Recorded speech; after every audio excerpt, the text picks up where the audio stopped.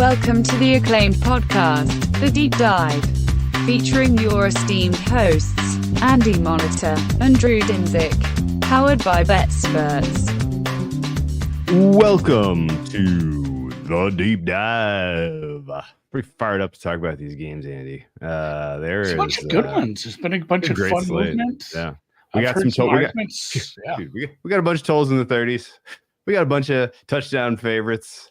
This is a hell of a card. And the primetime games look good, at least interesting, intriguing. We have some quarterbacks who stunk in week one under the bright lights on the road. So that's going to be fun. But yeah, this is great. Great card to talk about. And let's just dive right into Thursday Night Football. I was going to say, we got a full slate, and real quick too, we're going to kind of switch things up with the Sunday pod, because it used to be we were hitting openers early before, like, a lot of the legal books started to do that early. It was a different time 5 years ago when we first started doing it live. And we both kind of had the same realization. Like, I wasn't super happy with the Sunday pod. It either needs to be early when things open, or we do it Monday. And we both kind of said, I'd rather do it Monday and have fully formed thoughts instead of just rushing into, knee-jerk takes in every game and not really giving any value. That said, Drew's going to Greece for 10 days, so I'm going to muddle through by myself on that one. Anyway, I have some guests coming in to help me with halftimes. Drew will do a Wednesday pod next week. We'll see how much news I might have to just send you, like, my injury sheets and stuff so you can get caught up. It'll probably be like last year when I was in Croatia and I was just I don't want you going on with this game. All right, doing too much research on vacation. But that said, real quick, that will probably not be at the normal time, because right now it's midnight Croatia. So we'll probably basically I can do whatever I want on Wednesday. I'll work around Drew. I'll work around Drew's schedule, and we'll figure that out when we figure it out. All right, cool. Thank you. And then happy birthday, Jeff. And we're into Thursday night. Yeah. Okay. So we're also going to structure these breakdowns a little bit more structurally. I don't know. But I will tee off the market, and then we'll pitch it to Andy for injury update and for really just information and adjustments. So Thursday Night Football, we are rotation number 103. And this one's interesting. It opened at -1 for a hot second on Sunday night for the Miami Dolphins. I immediately got bet out to 2. That -1 did not last long. And then hit 2.5. That was the inflection point. We've seen it go back and forth now between 2.5 and 1.5, currently sitting at 2.5, -215. So this is on the, this is on the shores of breaking 3. And our total is currently sitting at 48.5. This has been one-way traffic to the under. Actually, I take that back. There was a brief moment where it hit 51.5, and then it has come down. So, but still 51.5 to 48.5 is massive. We'll comment on the direction of the moves in a bit, but Andy, is there any information or injuries here that you think are meaningful? Yeah, and I wonder if some of the two-way action in the total has to do with that. So Taron Johnson, the cornerback, it was a bad arm injury. He's going to be out. That leaves your secondary room even more depleted. In Buffalo, one of your running backs, Ty Johnson, left the game with a knee injury. He was limited in practice. And then Dwayne Smoot, a pass rusher for the Bills, has also already been ruled out. Obviously, we had the Milano injury earlier in the year. It's been a depleted secondary. The safety room is much worse than it was last year. So like we talked about last week, we have the spine of that team kind of dinged up. For this, the Dolphins, Devon Achane already ruled out. Mostert ruled out. Achane practicing looked a little spry, I guess. I don't know how much you want to put into that. So but we'll see. They do have Wright, the rookie. They have Wilson, who's somebody who has filled in the past and run. So they don't have like a shortage. It would be nice to have your best players on the field, but it's a short week, so that makes it kind of tough. Linebacker David Long left the game last week, did not return. So some of that stuff not great on a short week, and I guess maybe that's kind of opposing forces. If you say like, hey, the Miami defense might be able to tackle the secondary that's even more beat up, but at the same time, Buffalo has slowed things down, been more run focused. So I guess I understand the two-way total action.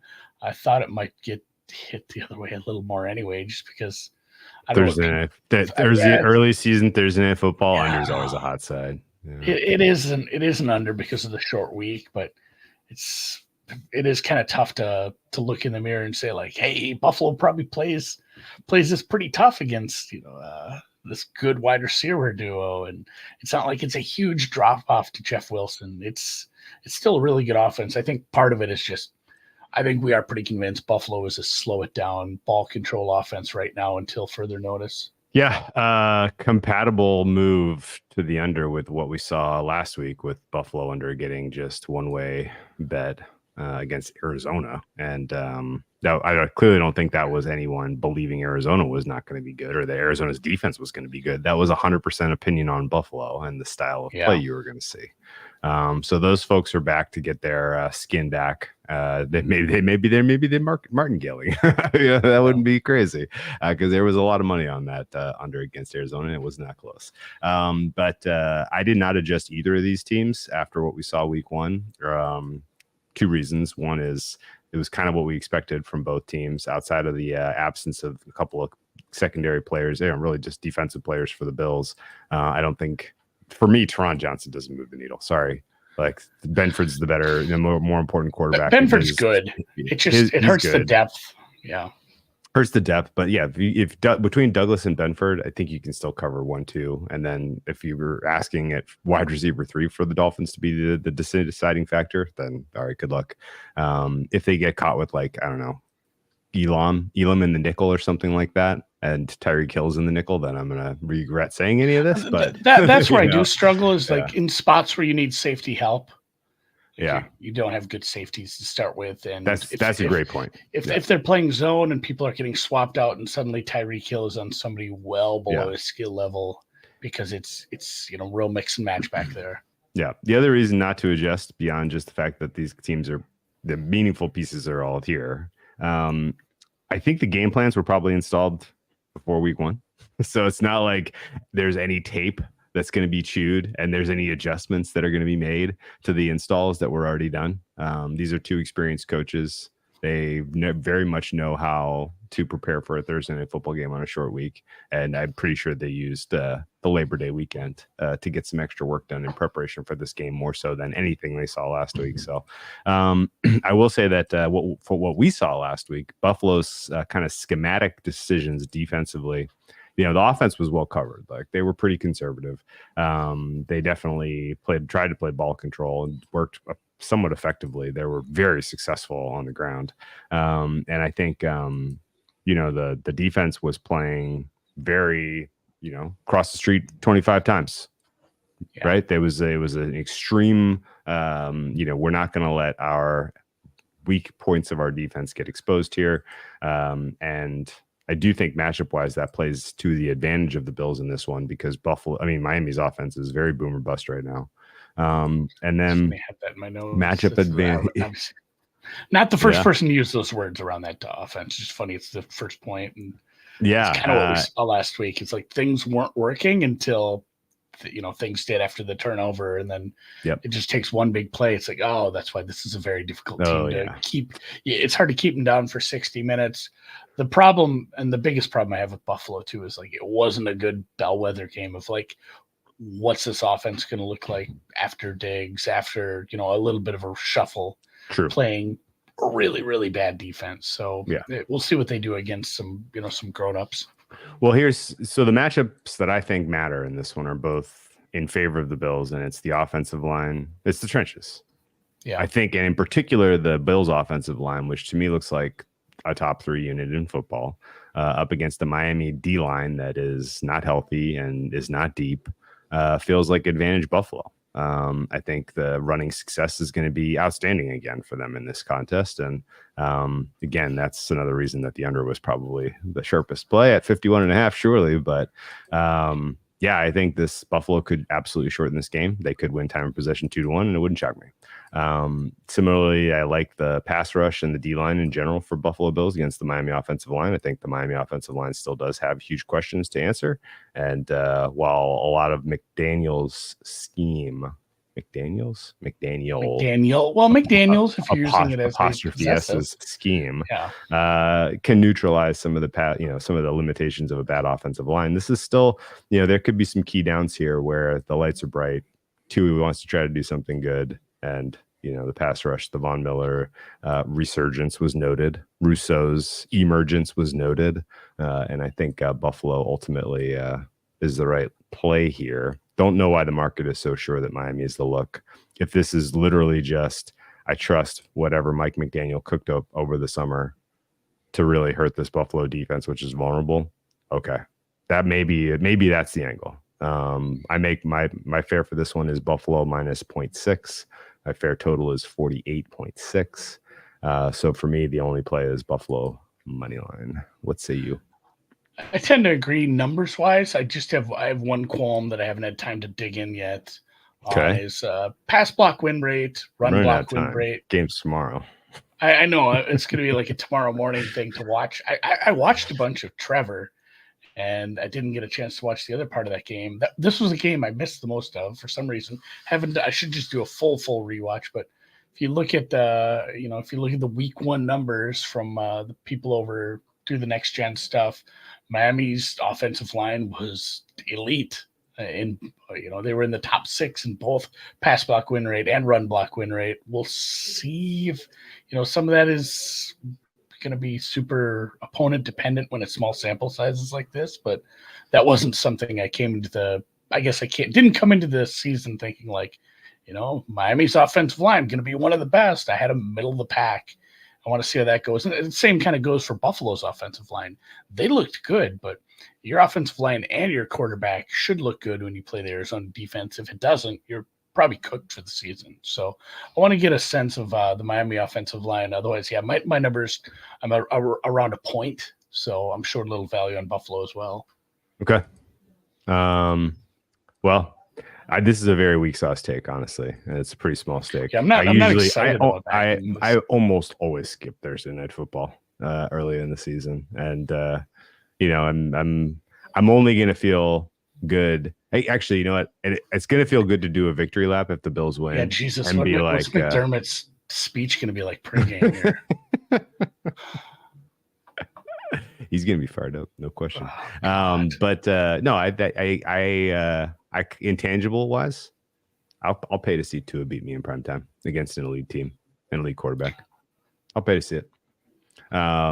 Still need to see him really show up in this moment throughout his career. It just hasn't gone well. So Buffalo Bills. Should we move down? They put up a lot of yardage, but again, like you said, it was in chunks. So it's harder to really get a good grade on like what is this offense. So yeah, Bills are nothing for me as well. Yeah, okay. Let's move on.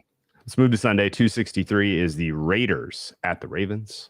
The Ravens currently are a 9-point favorite in this game. -9 is -105. The total is sitting at a flat 41.5. Interesting line movement in this one as the opener at 8.5 got bet up to 10.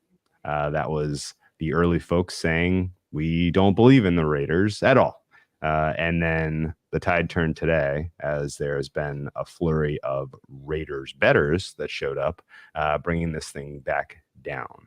Haven't watched the total market really at all, but just looking at the screen, it's gone down from 42.5 to 41.5. Now, I have made some adjustments to the Raiders, largely because I think their offense maybe I was a little too high on. And so I basically agree with the original market directionality, but I can't get here. Are there some injuries that you think are influencing this or anything that matters? I'm not super sure because it doesn't jive with the actual market movement. Like there was worries about Lamar because he missed an early practice, but it was a weird long week, extra rest. Obviously he's fine. Everyone knows that at this point. He's back at practice. It was probably just some rest. Kyle Van Noy broke his face bone. He'll miss some time. I don't think that moves the needle a ton. Obviously, it's not great. As far as the Raiders go, there was the young pass rusher, Tyree Wilson. He sprained his knee. He's going to miss time. Not a ton of injuries in this one. And yeah, this was a bad offensive line, though. It's still, the rebuild. There's a lot of new pieces here. I think if it turns out good at the end of the year, this is a really dangerous team, but this is kind of a bad time to test things. Not that they can control the schedule, but like you saw Falele, you saw the other guard. Yeah. This is a second straight week of problems. We'll see what that happens with. Were you surprised that the grading wasn't more negative for those guys? I hate looking at the grades for week one in 1 week, especially the quarterback ones, man. That's just but the O-line, like I thought would have been pretty consensus coming out of that game that Baltimore has an O-line problem, and it didn't really feel like people are there in the public space, which I don't really get that. Yeah, having that kind of quarterback too changes a lot of the pass blocking metrics.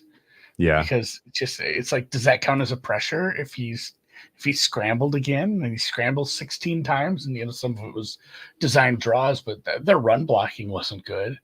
And like we said, Falele was getting ragdolled at times, and then now you go against Crosby, Wilkins. Like it's not a better situation, out of the frying pan into the fire here too. So my numbers aren't excited about this game at all because, like you said, I'm not high on this offense, this Las Vegas offense. I'm not sure exactly what they're going to be. And, as much as we're out on Baltimore being as good as last year after losing all those defensive coaches and, a piece here or there, I don't know if it's as big of a test as we saw last week, because like the Chargers or defensive line, that looked good. Like that's kind of a point of pride right now for what I came away from that game with. Like that, they got after things, and Minshew was fine. Some of the yardage was later in the game. I don't know how you want to rate him. I didn't think he was very good at all. It's kind of where we had Minshew pegged. It wasn't going to be this guy's Bryce Young bad or rookie bad, but he's kind of right above that. He'll give you some good games. If he's in a good game state, he can give you good performance, but if he's trailing, it's kind of hard to predict what you're going to get. So yeah, my numbers on this one were, I feel like it was pro Baltimore in this one, and I really didn't want to be looking at that. Yeah, I'm at 10. It's funny. This is one of 4 West Coast teams traveling east and playing early. Las Vegas, Los Angeles Chargers in Carolina, Seattle Seahawks, and the San Francisco 49ers will all play noon games as West Coast teams. I know that's not something you're going to change your handicap about, just something to keep in mind. And that'll be kicked around as like an angle to bet the home guys. Yeah, I'm hoping. It is a lot of points. It's a lot of points to lay when your offensive line looked problematic and you might not have your receiver thing fixed for the 5th straight year. And you're up against good defense. Yeah, so I think it's just a good defense. I'm hoping overall. It just keeps getting bad. I hope it just keeps getting bad because I'll tease Baltimore. Okay, so I adjusted Vegas down and I can't get to 9. No way, no how. I'm at 6, so I played the Raiders plus 9.5 minus 103. I was not patient enough to wait to get to the 10. And presumably it may not matter. I mean, I don't know that this one's coming in close to the number. This is either a competitive game that stays, inside a score, or this is potentially a get right blowout for the Baltimore Ravens. The coaching decision has been well covered this week by we'll say the continued interim Coach Pierce. I'm assuming that's the kind of thing that is so loud. It's that kind of thing though is so loud. Like it was so bad and it's so loud that he should hear it and learn from that. I'm thinking. I don't think that you're just like, no, this is the way I do it. I am the biggest fucking pussy on earth. Like, you hear that sort of stuff and you decide and you make some changes. And so I think ultimately, we'll have to see and bear that out. I'm not betting this game. It feels like the Raiders score 13 points and the Ravens either score 17 or 35. Yeah, that's kind like of you my said, thought. like you said, Yes, I'm not so that's sure. exactly Like right. I don't want to be full on like the number doesn't matter here and just grab whatever. But it feels like it's either a close game because the number, the Raiders numbers defense steps yeah. up.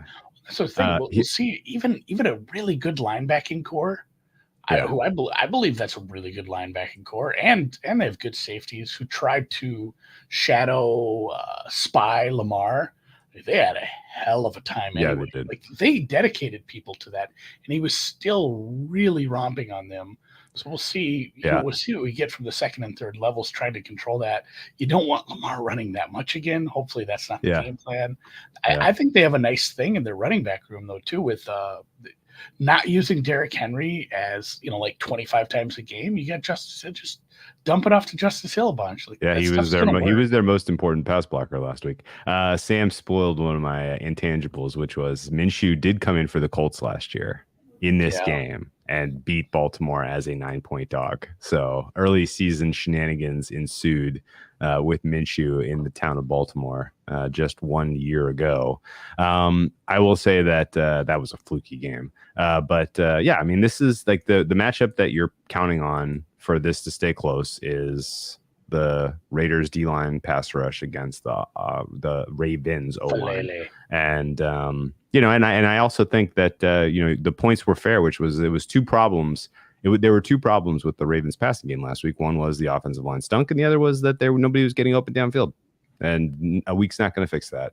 And the coverage is solid for the Raiders. So I think that you really just need Gardner Minshew not to give up two pick sixes to Kyle Hamilton or whatever. So I think that's reasonable. Like I think you'll know this early, play, but I think you'll know early based on how the Ravens offense looks in the first three drives. Mm-hmm. I think you'll kind of be able to tell, like, extra rest for the Ravens too is a factor. But again, it's early enough in the season that's probably not going to matter. We'll see. I don't rate that as big when we were in like week although 2. Apparently Lamar Jackson needed it.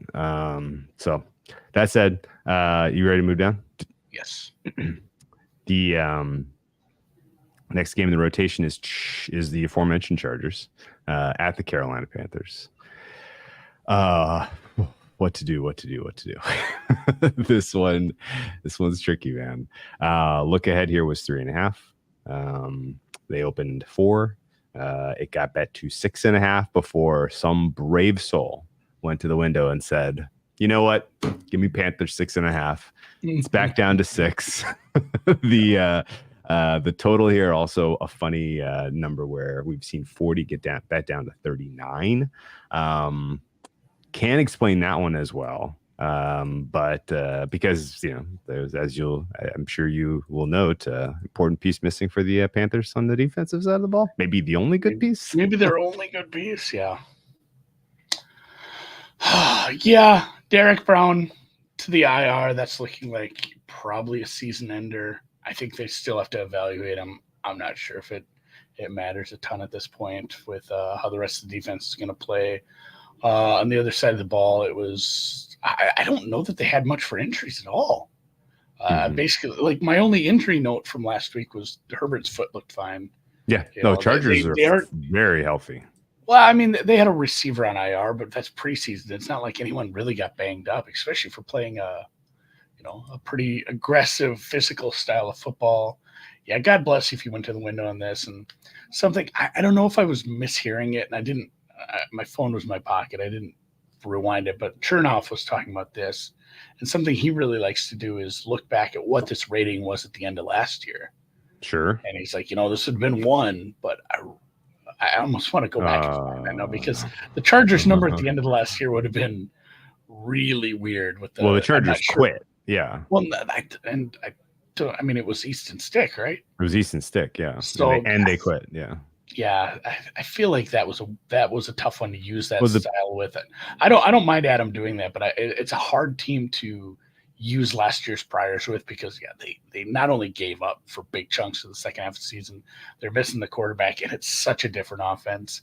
I played this under. Okay, so when they released, you played the under. Yeah. Oh, I'm gonna push back on that then. Okay, so when the look aheads opened this one, by the way, in the summer, it was Chargers 5. Yeah. And then there was so much enthusiasm for the Panthers broadly all throughout the month of August for, I guess, this 5 was 3.5 reasons. last week. Yeah, it was 3.5. That came down to 3.5, and now it's back up to 6, which is not that different than when it was this summer. So I don't think this is like some wild. What an opportunity! Oh, you're getting an extra 1.5 with the mighty Panthers. Whew. Like, no, I think that Panthers is the team that is very much well worth waiting to see it, especially with the state of that defense.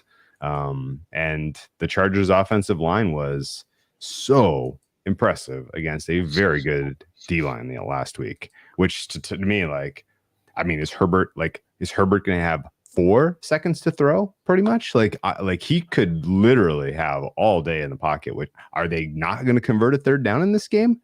You know, like this could really become a weird one. And I don't know if the rushing attack for the Chargers is like sustainable over the course of the season, right? Like they had some sustainable this week, though. They had some fluky. It's sustainable this week. It feels like it'll be more effective this week. And yeah, I think you're right about the 3rd downs, but the handicap for the under is just, this is maybe a better front they're going to face in pass rush. And if they're in clear passing downs, there's a world where Carolina just doesn't score. You know, that is the rub. I have high regards for the New Orleans defense. Yes, I did preseason. I still do. Really, they have really good coverage. Is kind of important. They have really good coverage, but this is a better pass rush by a lot. Yes. And if they're in passing downs, this is going to be a nightmare because he's still like, he's not showing it. So many people who watch a lot of film are just like, this is not something that's ever going to turn around. It's just not. He doesn't have it right now for the NFL. So I'm kind of planning on Harbaugh gets a lead. Harbaugh runs the ball even more. He seems stubborn enough to do it. Obviously, you saw what the game plan was last week when they had a lead. I think we see a similar score line, like a 24-7, 24-10. I have this modeled out in like the low 30s. So I hate playing unders when they're this low, but when you have a good defense and a bad defense that's facing a team that's probably pretty content to run the ball, play it slow, and just rely on their defense to get them out of there. And I did mention this in the Discord. They're staying in town. They're focusing on next week already. Like I don't know how much they're focused on. I love that they're staying in Charlotte instead of going back to LA ahead of the Steelers game. I don't want to put this is just speculation. I don't want to say like, oh, they're already getting ready for the Steelers, but I mean, this is one. It's got to feel like, hey, we ran over a way better defense last week. We should be able to go in there, get our win, and then start practicing here and maybe get a round of golf in somewhere. Let's go to Pinehurst. You know what else is worth kind of noting though is that they have the Chiefs week 4.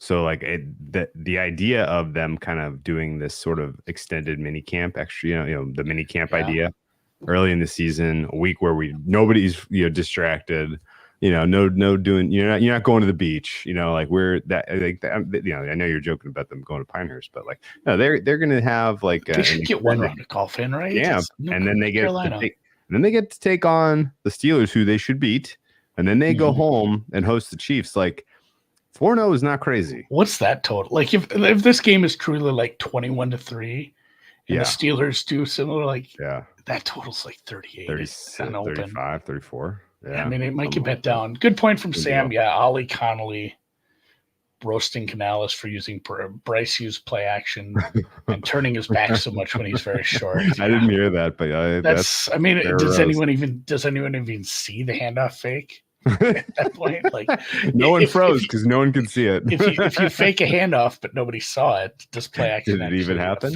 or is it? It's just affecting you? And just slowing you down.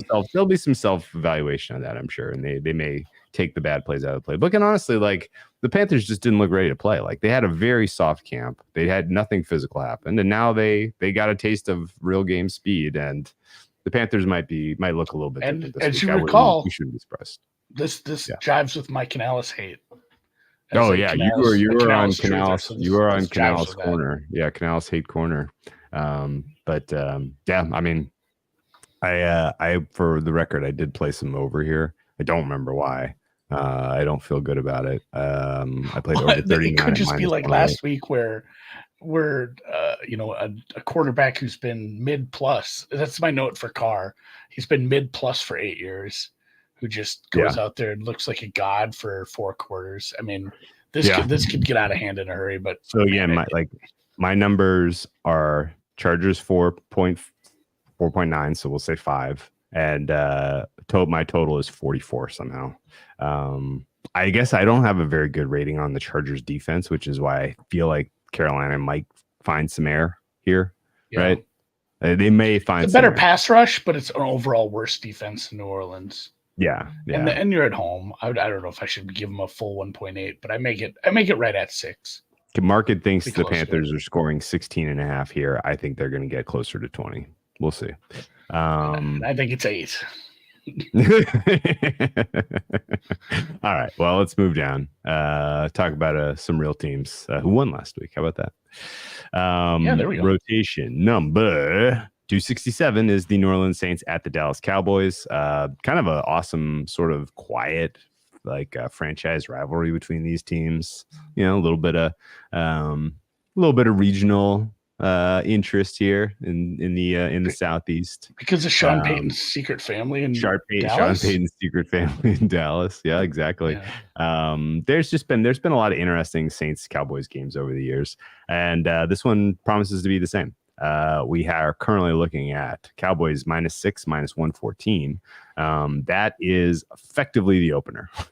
This was opened at 6-115, up to 6.5, back down to 6. People basically think, okay. The first wave of bettors was saying what? I believe that. I shouldn't have sold on Dallas preseason. That was stupid. I'm going to bet Dallas this week. And then everybody's like, oh wait, actually the Saints I shouldn't have sold the Saints. They are also better than I thought. Anyway, total is 46.5, and it is -115 to the over. I kind of am intrigued by the over here personally, and we'll get to that in a bit, but there's really no injuries of consequence. Do you want to spend this time talking more about the upgrades to certain units in this game? Yeah, Ferguson's knee is going to keep him out, and they don't have the best backups there. It's going to be Schoonmaker.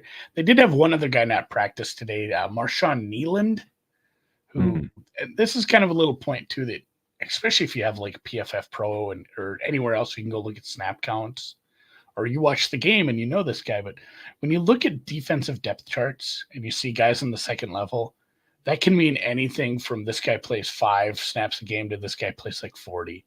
It is sometimes if you're not super familiar, you have to go look those up, because I had to get into it. I'm like, God, I know this guy's out there, but is he like important? He got like 35 snaps last week, so he's important for spelling, Parsons and some of the other guys on the outside edge. He did not practice today, and then for New Orleans, Lattimore, somebody said he has a chance to play. I don't know if that's true. It seems like the left guard with the toe injury is okay. Moreau, their starting tight end, got a concussion. He was pulled out of the game for the concussion symptoms. He was working on the side. He needs to pass protocol. And then Lattimore was not at practice today for the Saints. So that matters. As good as the Saints looked, and I was bitching about this in the Discord. My main take of this game was, and this is something aside for Dallas, like I have a feeling at the end of the year, we might just look back and be like, oh, Dallas is the best defense in the league. Yeah. And that's not a super hot take, but at the end of the day, what if we get 2 Saints games and they play the worst defense in the league and the best defense in the league 2 straight weeks? Like, how are we going to like? We'll know they're between here and here. Yeah, it's like well, the median's somewhere in this giant chunk of space, so it might be super hard to evaluate this team again. That said, it depends how you view completion percentage over expected. Carr's was out of this world. It's not a stat that uses defense to adjust. So it should be good against bad defenses, but like 5% above for a season is very good. I mean, he had just an electric game. He was very good, and it's not something I've seen from a few years from him. So I'm willing to say maybe Kubiak is hand in glove. Maybe it's a big, maybe it is actually a big move they made, and you're going to get ceiling Derek Carr, where that's not something we're going to get. Yeah. Maybe this is a really good week to tell that. Like, if it's a struggle because he's facing an electric pass rush and good coverage unit, but he still does some things right and he doesn't absolutely turn into a pumpkin, I think I will have to continue to look at maybe upgrading New Orleans offense here. Yeah. But I gave Dallas a bump. I already had him high, and I'm just like, fuck, this might be like, how am I going to rate this defense? Okay. How am I going to rate this defense worse than the Jets right now? Okay, so it was a one-sided. Well, the Jets are not the best. I was definitely way wrong. No, I think I had the Jets as a second. Yeah. Even after Dallas some downgrades. Dallas defense. No, that's what I'm saying. I had to give them some upgrades. No question. Okay, so I had a kind of come to Jesus watching the Saints game over again, and again, like this is the worst because they're up against a defense that you have no respect for, who have no talent, and they didn't play well, and so it's tough to say that you can draw strong conclusions from this. But the synergy that existed between Kubiak and Carr was obvious. Yeah. The synergy between Kevin O'Connell and Sam Darnold was obvious. The synergy between mediocre quarterbacks who can do certain things well with Shanahan-style systems seems to be a trend. Like this is now a lot of examples. And Carr and Kubiak might be very solid together for this, much of this season. And honestly, I had downgraded the Saints skill position group a pretty decent amount after what I was kind of hearing from camp and seeing in the preseason. I was like, God, these guys aren't very good. It's just Olave and a bunch of nobodies. They were good. And honestly, like I was kind of like, well, Deron Bland absence is going to matter. The Cowboys don't play anyone with 2 wide receivers until like week 8. No, he had pressure in that game. It is the fly in the ointment. He did have pressure. So I will push back on that as well. He did have some pressure, but he'll have a lot more. He'll have a lot more, right? He'll have a lot more. And actually, he has looked bad against pressure. And again, that's why I'm wondering if Kubiak is able to scheme up something where that's another telltale of the Shanahan. That's another telltale of the Shanahan systems, though, right? Like all the motion and all of the things that you have to keep track of at the point of the snap and at the point of attack just slows the pass rush down a half of a step, and that can be very effective. And I'm not saying like Saints are going to win this game, blah blah blah. No, I still think that this is still Dallas meaningful favorite. I can't get to 6. I'm close. I'm at just under 5. But I think that I had this lower, and what it was I reused the sheet and I had it on the same line as Green Bay Eagles. Oh. And I didn't have because my number looked really fucked up, and I'm like, I had no home field for Dallas because it was on the same line as Eagles Green Bay as last week. So I had changed the formula in there. I'm like, wow, something's not right here. This is definitely wrong. I can't be that into New Orleans. I just upgraded Dallas a bunch too, so I'm fairly close. I'm staying away, but very interested in watching this. Okay, well, I played there's like a prop angle or something. I played the over 46.5. I laid -101 on that. And my thought process is literally just, my fair is 47 and change. So, and 47 is a soft key. So, last point on that, I was a little concerned with Dallas. They had 2 really good long touchdown drives. And then they had 2 drives that were truncated by the end of half that shouldn't count for anything. They were essentially throwaway drives. Mm-hmm. Then they had 1 drive that went 30 yards. The other 9 didn't get to 20 yards. Sure. Including some scoring drives where they got the ball in a good spot, went 3 yards and kicked a field goal. They weren't terribly consistent. Yeah, they were playing the Browns though. I am going. I have the Browns in New Orleans. I don't have them that terribly far. Well, if Marshawn Lattimore doesn't play, that's a big. And there's really no pass rush. That would be very big. There's no pass rush to speak of, really, for the Saints. It's a much different, good kind of defense. I think they can slow down the run a little more, but yeah, I worry about the consistency from the offense. It kind of bothered me. Game state might have affected that too, as it didn't really feel like the defense was ever going to let the Browns back into it. So I'm close on the number on side end total. I'm avoiding this one. Yeah. Okay. All right. Well, let's keep carrying on. We don't need to talk about this game at length any longer. I just hope there are points in that one. And honestly, it's just really, this is a huge bellwether for what the Saints offensive line needs to be rated. Right. We came in with them as like expecting that to be a bottom 5 unit. And if they hold their own against the Dallas Cowboys defense, then all systems go in the Big Easy. Last thing, Fuaga and Penning looked good, but it was against the Panthers. Better test this week, huh? Yeah, right. Somebody mentioned also, by the way, intangible. Follow this news about Saints prep and practice with the hurricane in town. Yeah. All right. Let's carry on Tampa. to. I'm getting fucking work notes. This is the way it goes. As you're just about to leave on a fucking vacation.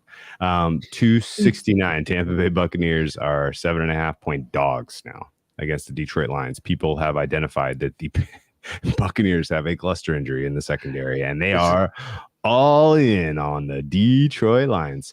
Lions across 7. I mean, this is meaningful moves. Oh, huge moves. Yeah, this opened at 6, and it's now 7.5. The total opened at 49.5. It's now at 51.5. Huge swing in favor of the Lions, and I'm holding the worst of it with the Bucks.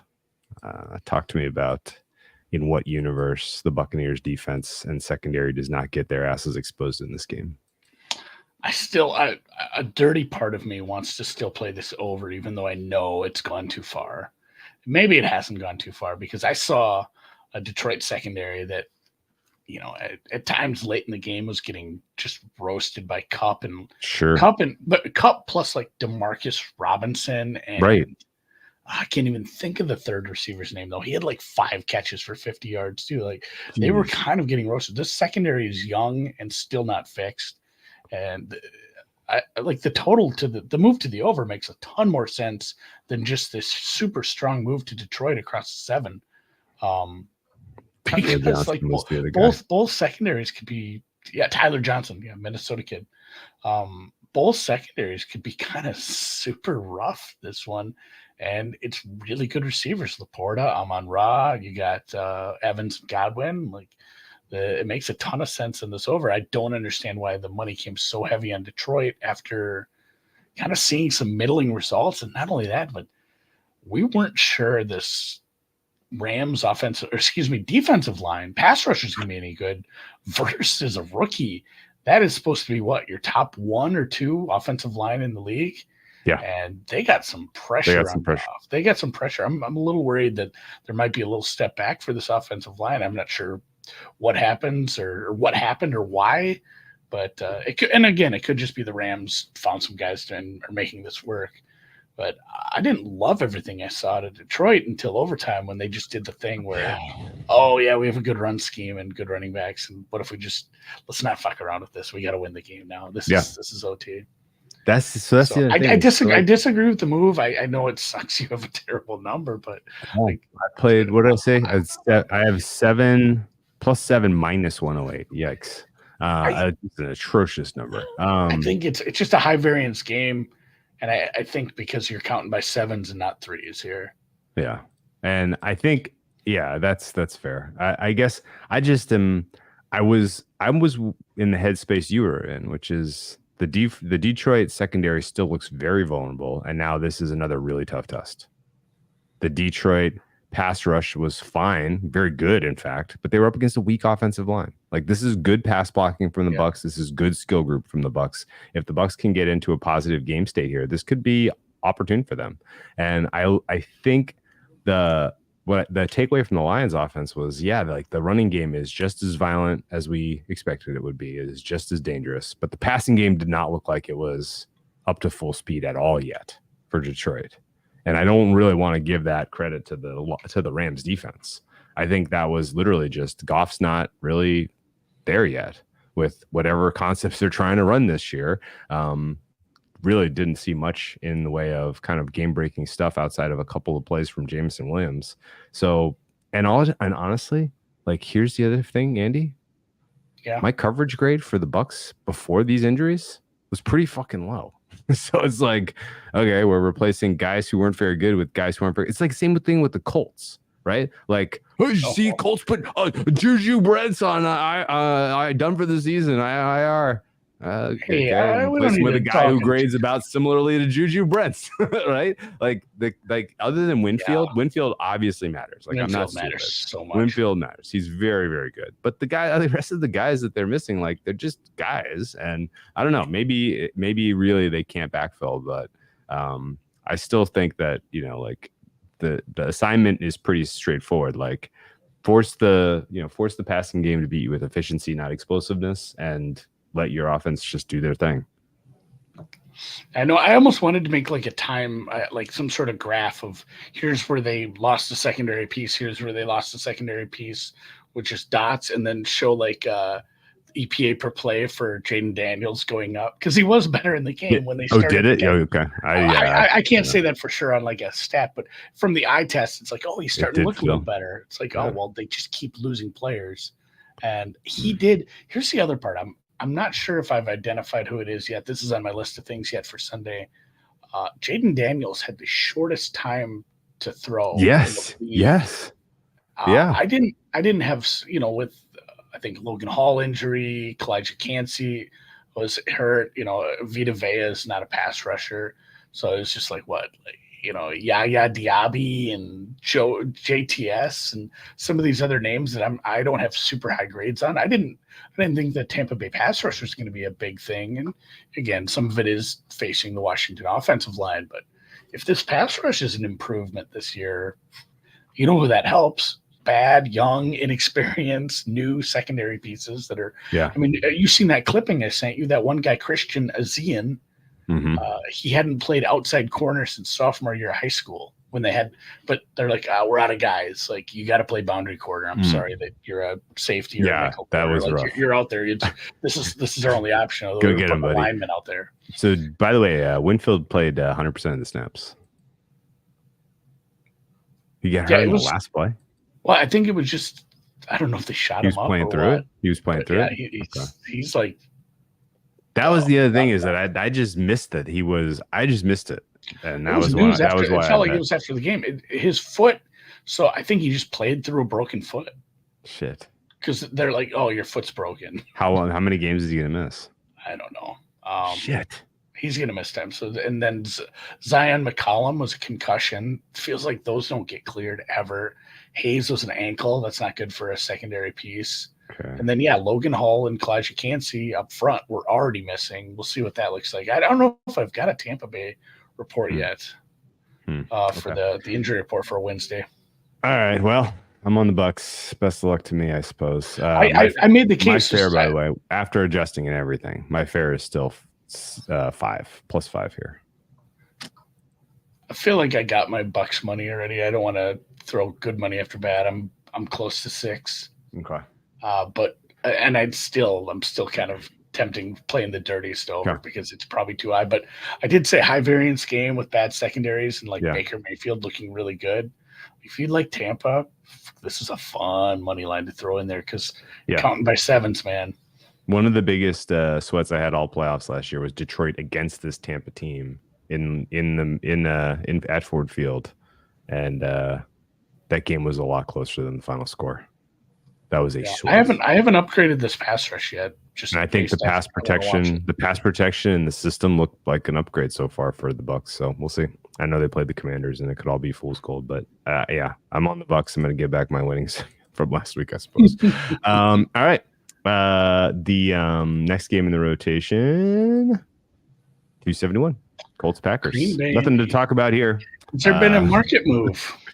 Yeah, so we were expecting this one to open up in the ballpark of Packers -5. It opened up Colts -3. Got out to 3.5 as there were a lot of people who were like, they know Malik Willis is playing, right? Shouldn't it be 7? Well, somebody came and said, yes, I know it's Willis, and yes, I'll take the 3.5. And now this has kind of been flirting with coming off of the 3 to 2.5, which is wild to me that there's that much support for Green Bay and Malik Willis here. The bigger surprise for me is that we are staring at a 41-point total. This is opened at 41, got bet up to 42. Why it went up, who knows? It came down to 41. It got bet from 40.5 to 41. So this is two-way now, and it seems like this is the number. And I kind of am like, in what world is Green Bay not allowing this to just be a keep away, shorten the game type of game plan? Not only that, but just the coverage unit for Green Bay. I'm checking where I have them rated above it.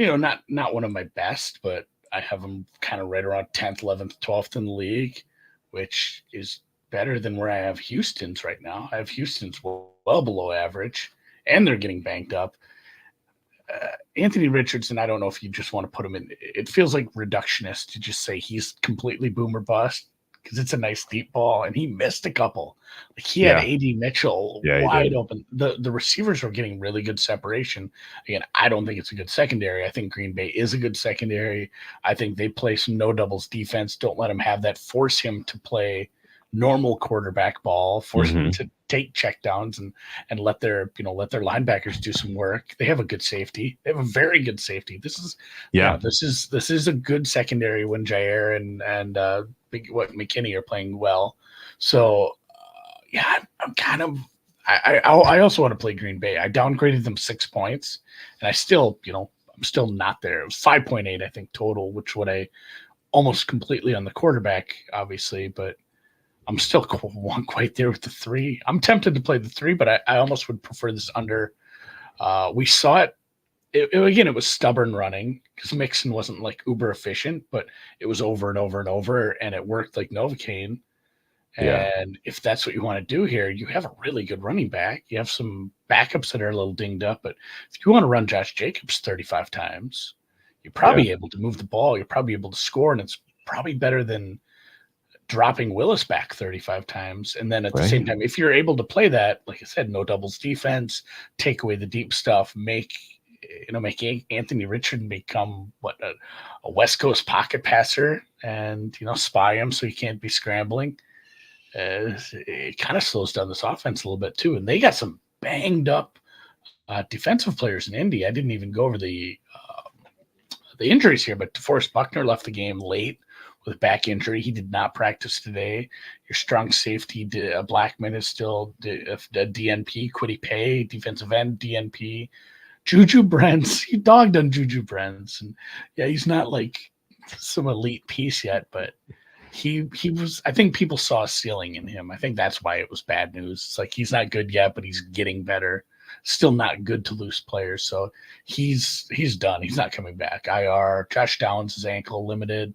The only good news for the Colts, Matt Gay, full go. Kicker is 100%, it sounds like.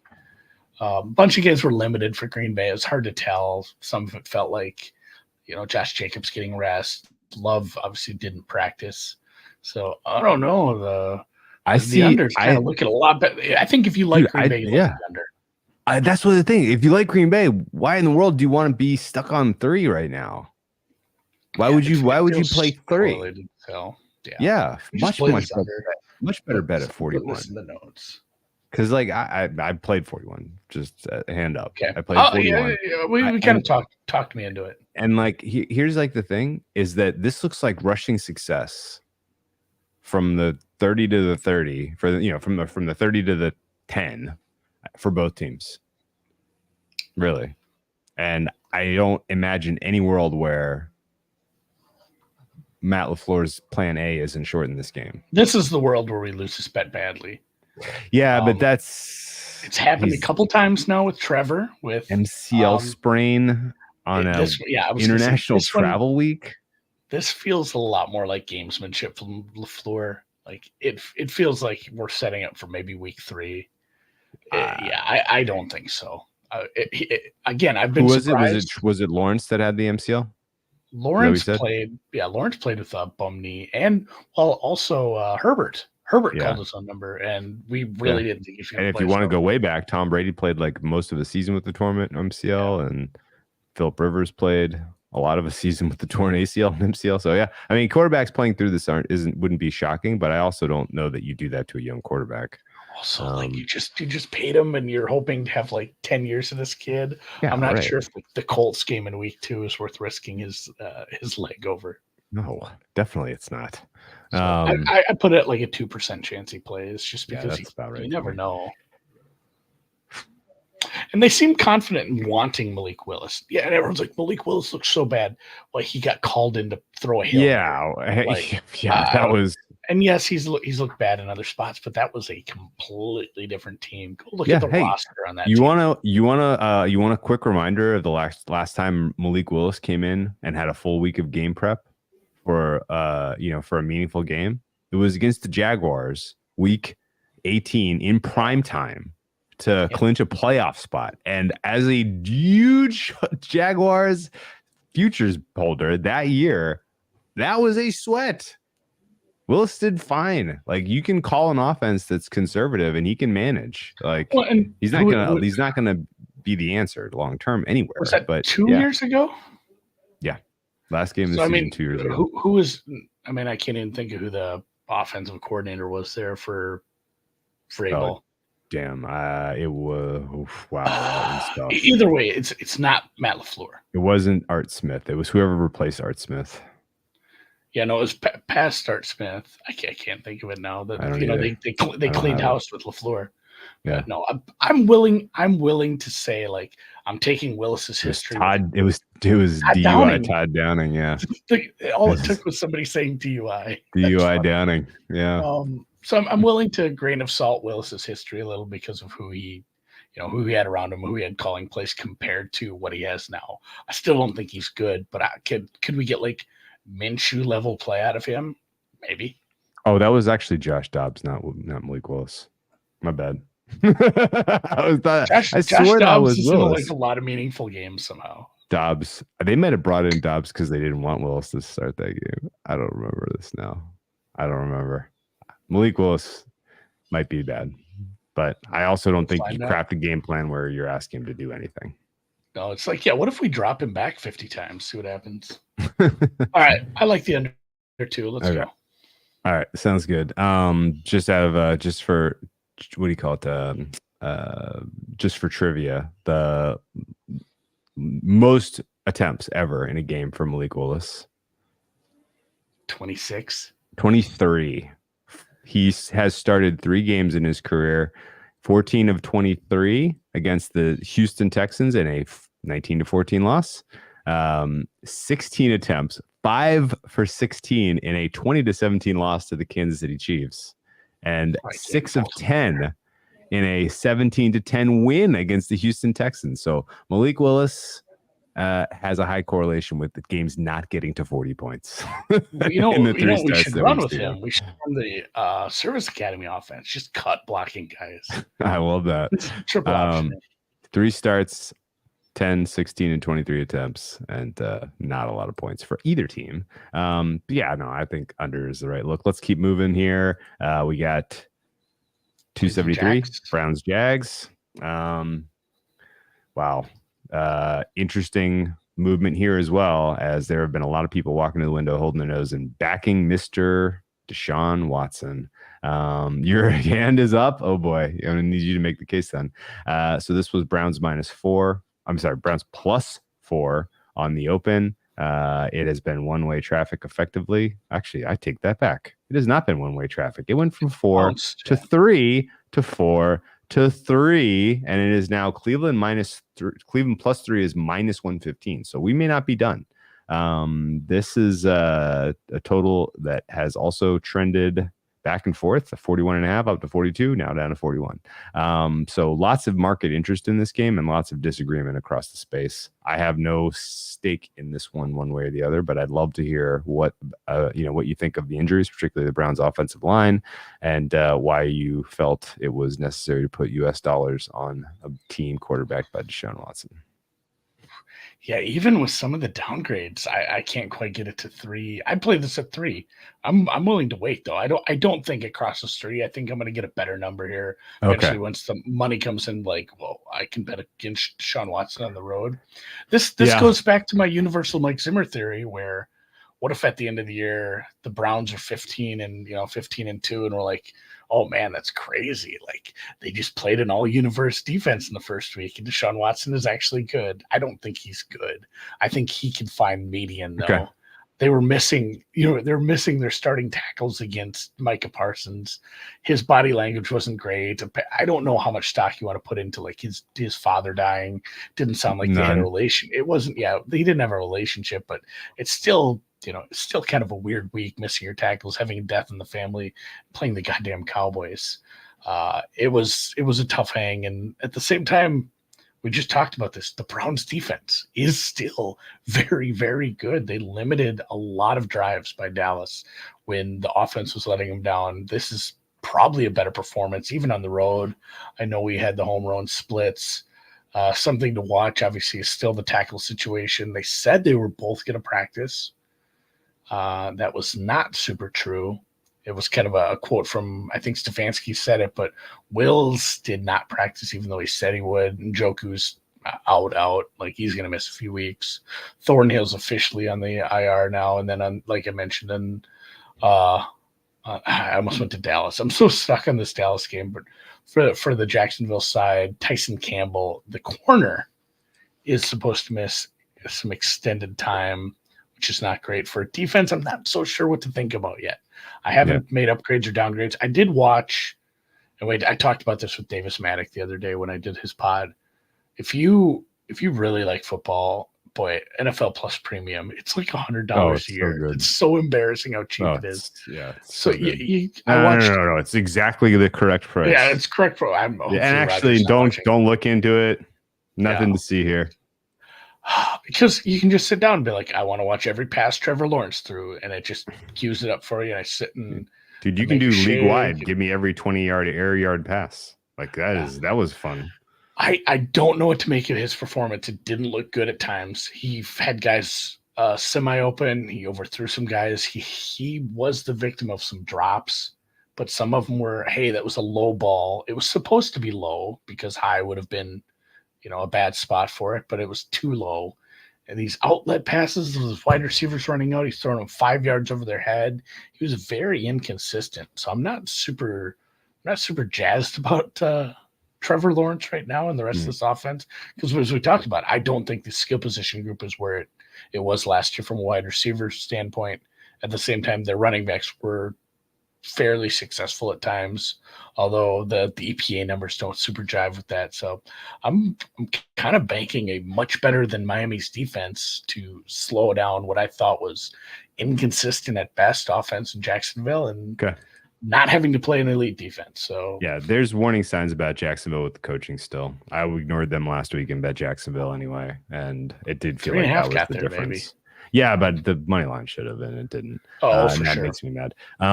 Cleveland, I downgraded Cleveland pretty substantially. They were my second biggest downgrade after the Green Bay Packers, and yet I still make this a pick. So it would be Cleveland or pass for me. I ended up passing because the Deshaun Watson thing wasn't just the pressure and the indecision. And he was making bad decisions. It wasn't just the bad decisions. The mechanics of when he elected to throw looked like he has regressed a lot as just a passer, which was very confusing. Like it didn't look like someone who's interested or willing or can play the position of quarterback anymore with some of this way he was setting up and making throws. And I just haven't seen anything at all in the year 2024 that says his arm works and that he's capable of like just playing normal quarterback. And so I had to pass on this one, even though your points are all fair. I'm very close to it. I downgraded him like a point and a half. Huge warning signs with both of these teams. Same boat here. I downgraded Cleveland by 1.5. Exactly. We are on the exact same page. And 1.58 for me. And I still make it. I'm same page. I'm close to a pick. I had to do it. Yeah, it is worth noting Cleveland is going down into the heat and humidity of Florida. Don't love that. But you're right. The defense still for the Cleveland, this is a much tougher test for the Jags. And if they win, that's probably why. It's going to feel very Steelers versus Falcony-esque, I would guess. The Browns did this last year with one of their 5 quarterbacks. Yeah. A couple of them were, hey, this is a bad game, but their defense kept them in it, and they they had like, God, was Donovan People-Jones on this team? Feels like there was like some shitty receiver would get open and they'd win a 17-14 game. You know, there were some bad games. We all want Jameis, but yeah. We're moving on to Minnesota. 275 Niners Vikings. Vikings are 6-point favorites. This opened 6.5. It's been nibbled by the Vikings backers. The total opened up at 45. It's gotten bet over. I am one of those over betters, and I'll explain why in a bit. What are you seeing injury wise? Expecting CMC to go? Does it matter? What's the Vikings state? Everybody healthy? Kind of. If you made me guess, Addison. If you made me guess, I would say CMC does not go. Okay. I think some of what Shanny's saying is just like coverage for the fact that they kind of fucked with the reporting system by making him questionable, and what the backup running back said to reporters about knowing he wanted to play Friday. He said, he would have played if it was a playoff game, and he was so close and he might play. If he heard Friday, he heard it from God. That was fun. Yeah, if it's an Achilles injury like this, and you're playing as a meaningful favorite, and you just saw your backup running back do that, are you starting him on turf? No, it has no give. Like I'm like 20-80 that he plays. There's always there's a chance. It sounds like he wants to. They're saying the right things, but man, it really feels like 80% chance he's out, and maybe I just love that this matter. is fucking with the fantasy community. Love it. The fantasy community was so mad. Love left guard Aaron Banks left in the third quarter with a calf injury. He's day-to-day this week. Same with Jawan Jennings, one of their probably their. He kind of matters actually. He's their third receiver. He's pretty good. He had an ankle injury. He's day-to-day. Minnesota Addison was. What's your read there? I feel like he doesn't play. He hurt his ankle. Really? It sounds like it's not great. I think he's like 30, it's 70-30. He's out. He didn't practice today. Bradbury was limited. I think that just he's just a big dude, and they take some time off early in the week. Andrew Van Ginkel was not practicing today. I think that was also just some rest. Okay. My numbers are upgraded on Minnesota. Obviously, I said I didn't want to do much with the offense. I did give him a little bump on the line because the interior of the offensive line looked just as good. I mean, they stonewalled everybody, so I was happy to do that. I did upgrade the defense because I think scheme translates from bad team to good team.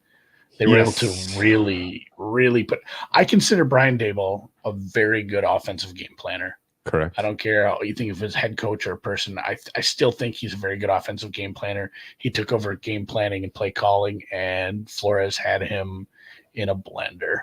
I mean, he was calling max protect with 4 guys up front. He didn't know it was coming from one. He didn't know he was coming or going. I mean, Daniel Jones had a big part in sucking too, but I mean, he worked Dable over. So I'm at like a 3 and change here. Yeah, again, it's a West Coast team coming into an early slot off of a primetime game. Yeah. Like it's Minnesota or pass. I just worry if this is just it's such a huge step up where you may have. I don't care where you make your rankings. The highest I think you could have the Giants is 28th. Yeah. If you were, so going from that to clearly a top 2 team. Yeah, it's either 1 or 2. I don't think you have an option there either. So sometimes it's similar to what we're getting with the Saints. It just scares me off a little. Okay, so I had a very tough choice. I'm probably going to use Minnesota in contests. I didn't bet them this week, though. Oh, for sure, at that number. And I remember that Minnesota, when they hosted San Fran last year on Monday Night Football, that was one of my favorite. It was one of my favorite bets of the week that week. I loved Minnesota in that spot, and ultimately, I watched that game and sweated it. And it was close. They win, but it was Purdy got concussed that day. Purdy got concussed, and that was the difference. It felt like because he made a couple mistakes right after he got his bell rung. Otherwise, he was shredding Flores' defense. They had no issues handling the scheme wrinkles that the Minnesota Vikings were running that day. And to me, that spooks me a bit about having it does too, but they just didn't have the personnel last year. They really did bring guys in on all 3 levels. So I think it's going to be better, but man, it's such a big ask to slow down the Niners offense. I have no clue how you're matching up with Deebo Samuel in the passing game here. No clue. I don't think the Jets defense has taken a step back to being a middle of the league defense. No. They're still probably at worst top 10. Yeah. And they were blowing them off the ball up front. Yes. And letting a backup running back go for 115 yards. They were blowing them up on the other side of the ball. Like the Niners are just good. So it's probably a pass, and like you said, use it in contests. Yeah, I played the over because I can see San Francisco having no issues here on this fast turf, doing a lot of what we saw against the Jets, or even more aggressively. And I think, like, I do think there's plenty of signal that what Minnesota is doing is real and repeatable. Obviously, Addison in would make me feel even better about an over here. I'm a little nervous about some of the skill depth if it's just Jefferson, but I think ultimately the Naylor week. Yeah, I'm not buying. I'm not buying that the Niners defense is 100% fixed, and that's clearly a top 5 unit based on the way they handled the Jets. Yeah, Hufanga is still 50-50. Like he's limited. No Greenlaw still. The pass rush and the D line is a little bit thin, and those guys may be a little gassed with the way they played. So who knows? But yeah, for me, my fair total here is again just a hair over 47. So I sold up to 46.5 plus 105. I think this thing lands 47, and hopefully that is a what do I want? A 23-24 type of win for the Niners. I want a 24 tie. 24-24 tie. That'd be fun. Yeah. Whatever the case is, I think the over is a slightly better angle than just Minnesota in case the San Francisco just steamrolls offensively in this one. Yeah, going back to like the correlation of like game state and how we think it plays out, it just doesn't seem like there's a big chance this Flores defense is so good it shuts down one of the best offenses in the last 5 years. Like if Minnesota is covering, it's because Darnold plays at a high enough level compared to last week. Like if you think Minnesota keeps this close, both teams are probably in the mid-20s, right? Yeah. I'm laughing at the comment from Donnie Pickleball. Friend lost Guillotine League because of the CMC thing. Chopped week 1. Wow. I drafted him first overall in my home league and had to rely on the fucking kicker. Bijou, many is my favorite play of the week. Best of luck. I'm going to have him in contest for sure. I don't love set 5 sides this week. And yeah, Minnesota, to me, at least my numbers say get them. All right. Let's move on to Seattle, New England. The fourth of 4 games, which you mentioned, have a West Coast team traveling east playing early. Those 10 a.m. body clocks are really going to be tested for the West Coast guys this week. Seattle is out to 3.5 minus 105. The total is down to 38. This opened at 3. It opened at 3.5, immediately down to 3. Poked its head back up to 3.5, immediately back down to 3. And this is now the 3rd time that they're trying 3.5. I think that my guess on the market dynamics here is that with a total this low, that half point is worth a fortune. And so the like the indexing around it, like the violent swings that you can kind of create, you can capture a decent amount of value if you have anywhere close to a strong opinion on what the right side is here. I don't. My numbers make this Seattle minus 2.9. I did not upgrade New England a cent after what we saw week 1. I did not touch my Seattle number after what we saw week 1. This market is exactly where it ought to be in terms of side, in my opinion. And my total is 37.2. So if anything, I agree with the under steam. What do you think of the health and status of key players in this one, Andy? Seattle, you're starting tackle George Fant exited the game with a knee injury. Yeah. I mean, he's day-to-day. Kenny Walker is day-to-day. Abe Lucas, by the way, their other tackle is IR? I believe so. That's why Fant was playing. That's why Fant was playing, right? Okay. Yeah, that's why Fant was playing. So that's why you ended up with a third. You had your third string tackle playing at that point. Kenneth Walker, abdomen. Nwosu is out. Fant and Walker are day-to-day. Then the New England was they have a bunch of guys that are limited to keep an eye on. City So missed the game. He didn't practice again. But like Jabril Peppers, your safety, came back to practice. He had a hip injury that kept him out. Antonio Gibson, backup running back, he was limited. Uche was limited with a foot injury. He's your starting linebacker, and got one other like a depth piece in offensive line. But I think that's the main matchup. Is this pass rush shitty enough where the really bad Seattle offensive line? That's the only move I made on this. Was like I had to downgrade Seattle's offensive line a little, and I think we already had it pretty low. The whole right side looks kind of fucked now. It's going to be bad. And the other thing, do you have a guess? Do you have a guess at who backfills Fant? Is it going to be this guy Stone Forsyth? I think so. They haven't said otherwise, because it doesn't seem super likely that Fant plays. So it'll be, your left side remains the same, but it's either Stone Forsyth or you have Michael Jarrell. Damn, they did not grade well last week, and this is a tougher test. And I'm kind of waiting to hear, but I don't think it matters one way or the other. If it's not Fant, it's bad, especially with Anthony Bradford as your guard. So the right side is in trouble. You're gonna have to have Noah Fant. You know what? Yeah, Fant came out after 19% of plays, and Stone Forsyth played 81% of plays. I couldn't even tell watching the tape, but the right side of the line looked bad. Fant's a backup too. It wasn't good either way. Yeah, so we need Abe Lucas back ASAP.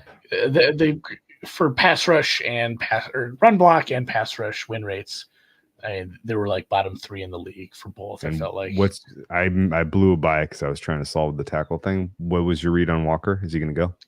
I think so, but abdomen stuff is kind of tricky. I think I'd favor him to go at this point, but it's not like they don't have other running backs. They draft him every year for like 5 years. So you got other people on that roster that can backfill there. Charbonnet has played plenty of football. Like, he could start. I don't think that's a massive drop off. I don't think he's as good. Okay. I think we watched to see if they sign someone to the practice squad or something at running back. Yeah. That maybe tells us.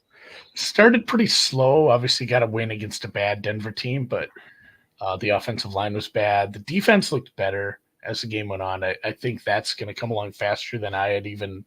The defense was great all game. Yeah, that was my. It's a rookie quarterback.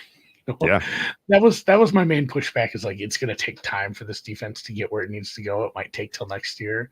I think they're ahead of schedule. I think it was a better O-line and skill group, though. Yeah, there was a bad quote from DK saying that Grubb wants to establish the run, basically like, hey, we're going to run to set up the pass. When they asked, like, why didn't you push it down the field? Why didn't you get the ball more? So I didn't love that quote. I'm not interested in this game. I guess I was going to make a soft case for Patriots team total under. I mean, this game has vibes of first to 10 wins, right? It's a better defense than Cincinnati for sure. Like, much better. Yeah. Like light years better. Oh, the Patriots team total. What's it, 17? 17? Yeah, 17 and a half maybe. Like, because here's the thing about the Patriots did well running the ball despite horrific advanced running stats. Like, it was all like second level stuff. Luck, they guys breaking tackles at the line of scrimmage and getting a couple extra yards, favorable field position. Like, the Patriots offense was, I think, as bad as we thought it was going to be.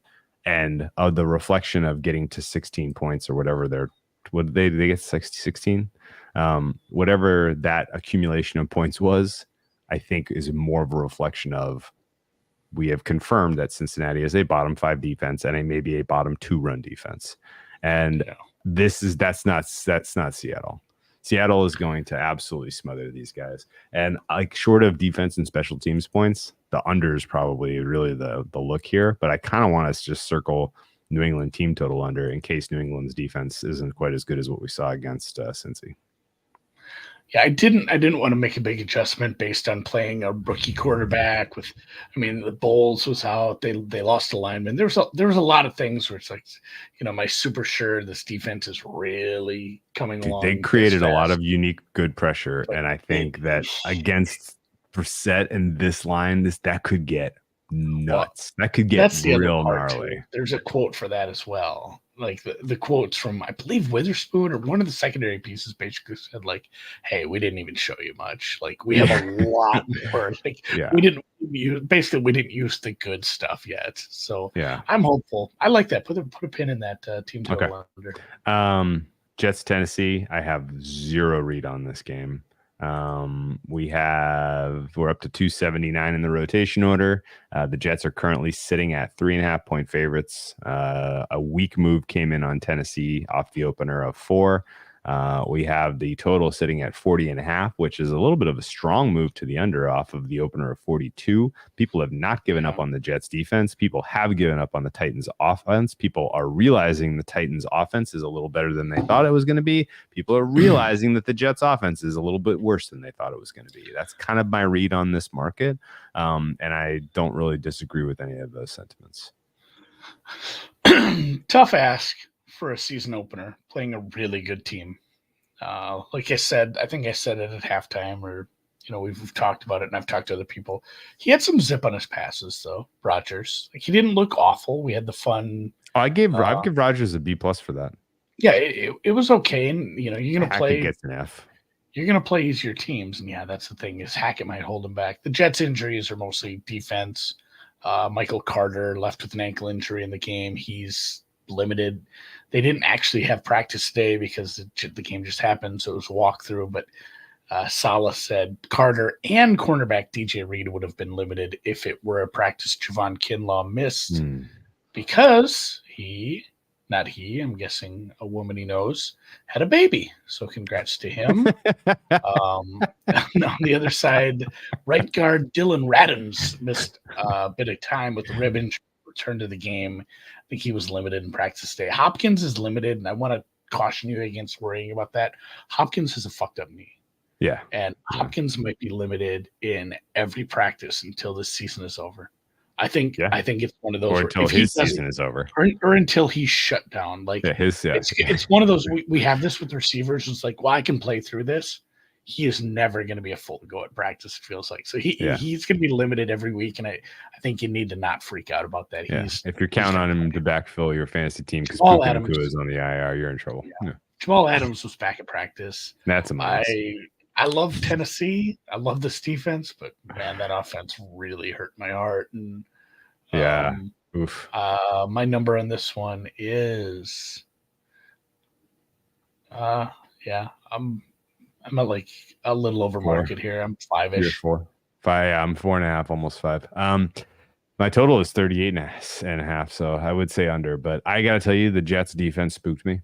They spooked me bigly. We need to see them against. Here's the problem: like, the D line for the Jets looked small. The spine for the Jets, they were getting blown up. The spine for the Jets looked old, and they also looked like they were playing the Niners. So I don't know. I don't know what matters. The other 4 pieces of the Niners offensive line, like McKivitz and people, were blowing up. Just wrecking them. Yeah, really good defensive linemen. We're like, shit, is this what we're gonna get? And it's funny. This is the inverse of the Saints' problem. Oh, you're gonna play the Niners and the Greatest Show on Turf Part 2. And then you're going to go play Will Levis. Like, what are we going to learn about this defense after playing, just a terrible offense, terrible quarterback? I'm not getting involved in this one. Yeah, I found the Hackett scheme just intolerably unimaginative, and they had a good scripted 15 plays, and then it just was absolute garbage. And for a good defensive coordinator, it's very predictable, and I think very predictable.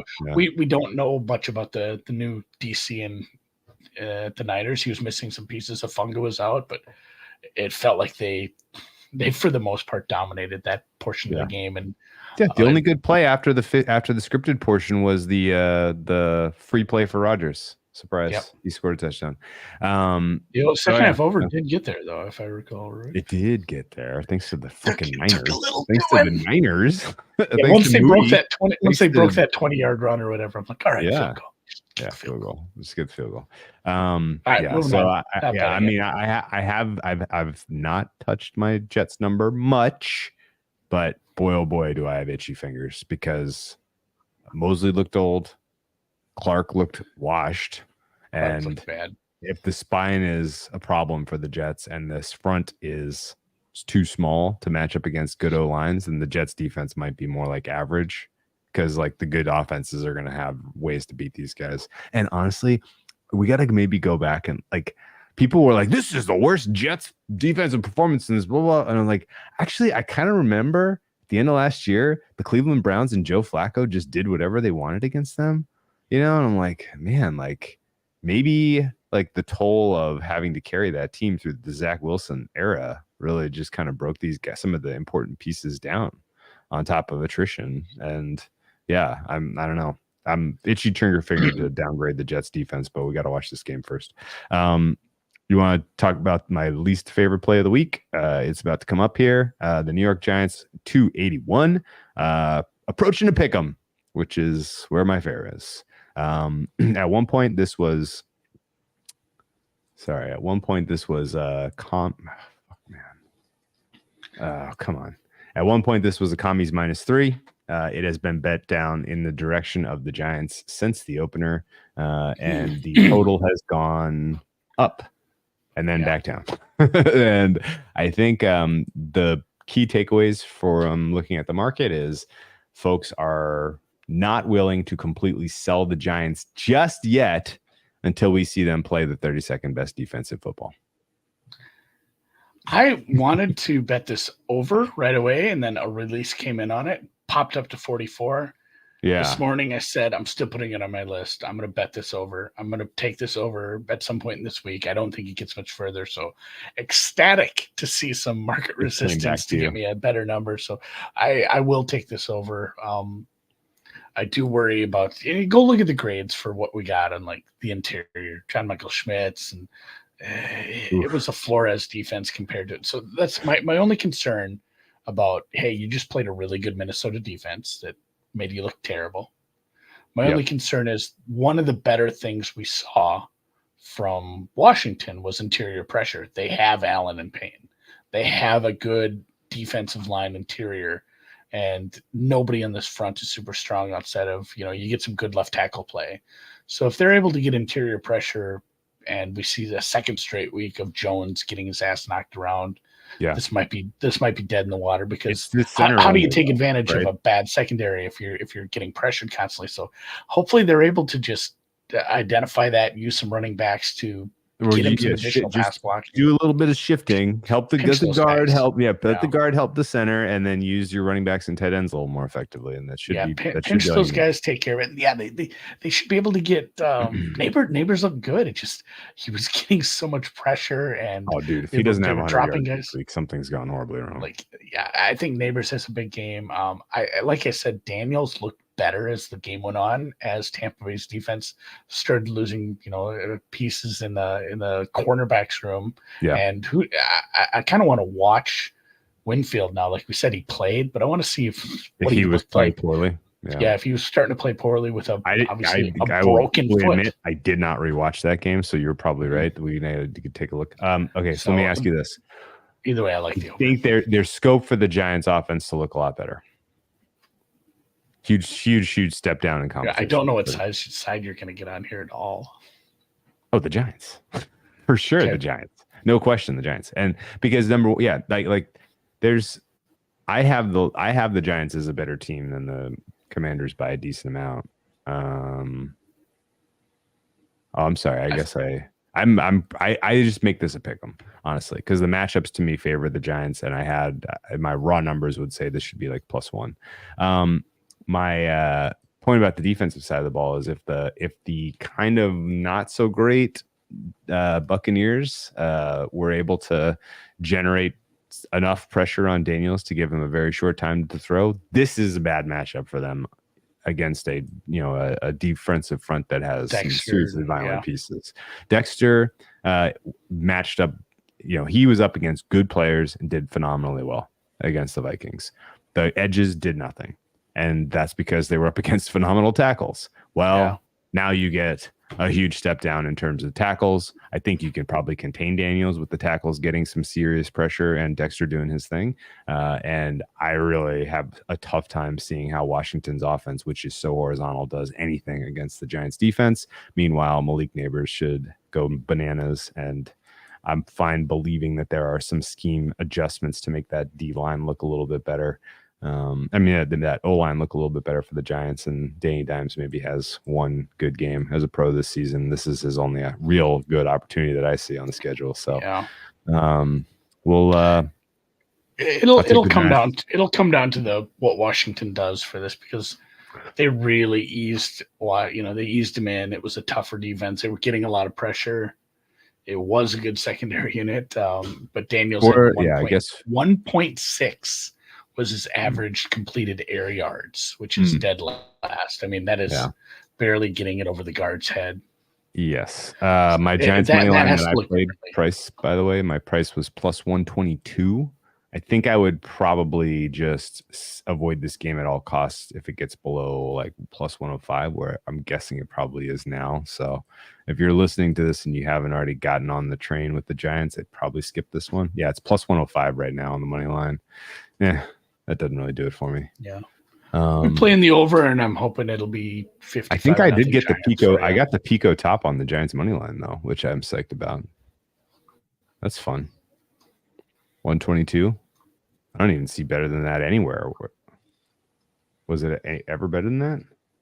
Oh, are we ever going to get better than this? We ever going to get better than this? No, that's fun. Okay, well, I got nothing else to say about that game. Let's keep moving. The next up is the Rams Cardinals, another one where we're flirting with the pick'em. 283 in the rotation. We are now in the afternoon, Andy, at long last. 3 afternoon games this week, so we'll have the tri box, not the quad box, on Red Zone. Rams are pretty beat up. That has been sort of the general read on seeing a market open them as small favorites and watching this flip to Arizona small favorite. I don't know that I would say Rams -1 and Cardinals -1 is all that different. So the push probability of 0 is pretty. It changes based on where it is. Like it's in Arizona, you get to be a small favorite. Yeah.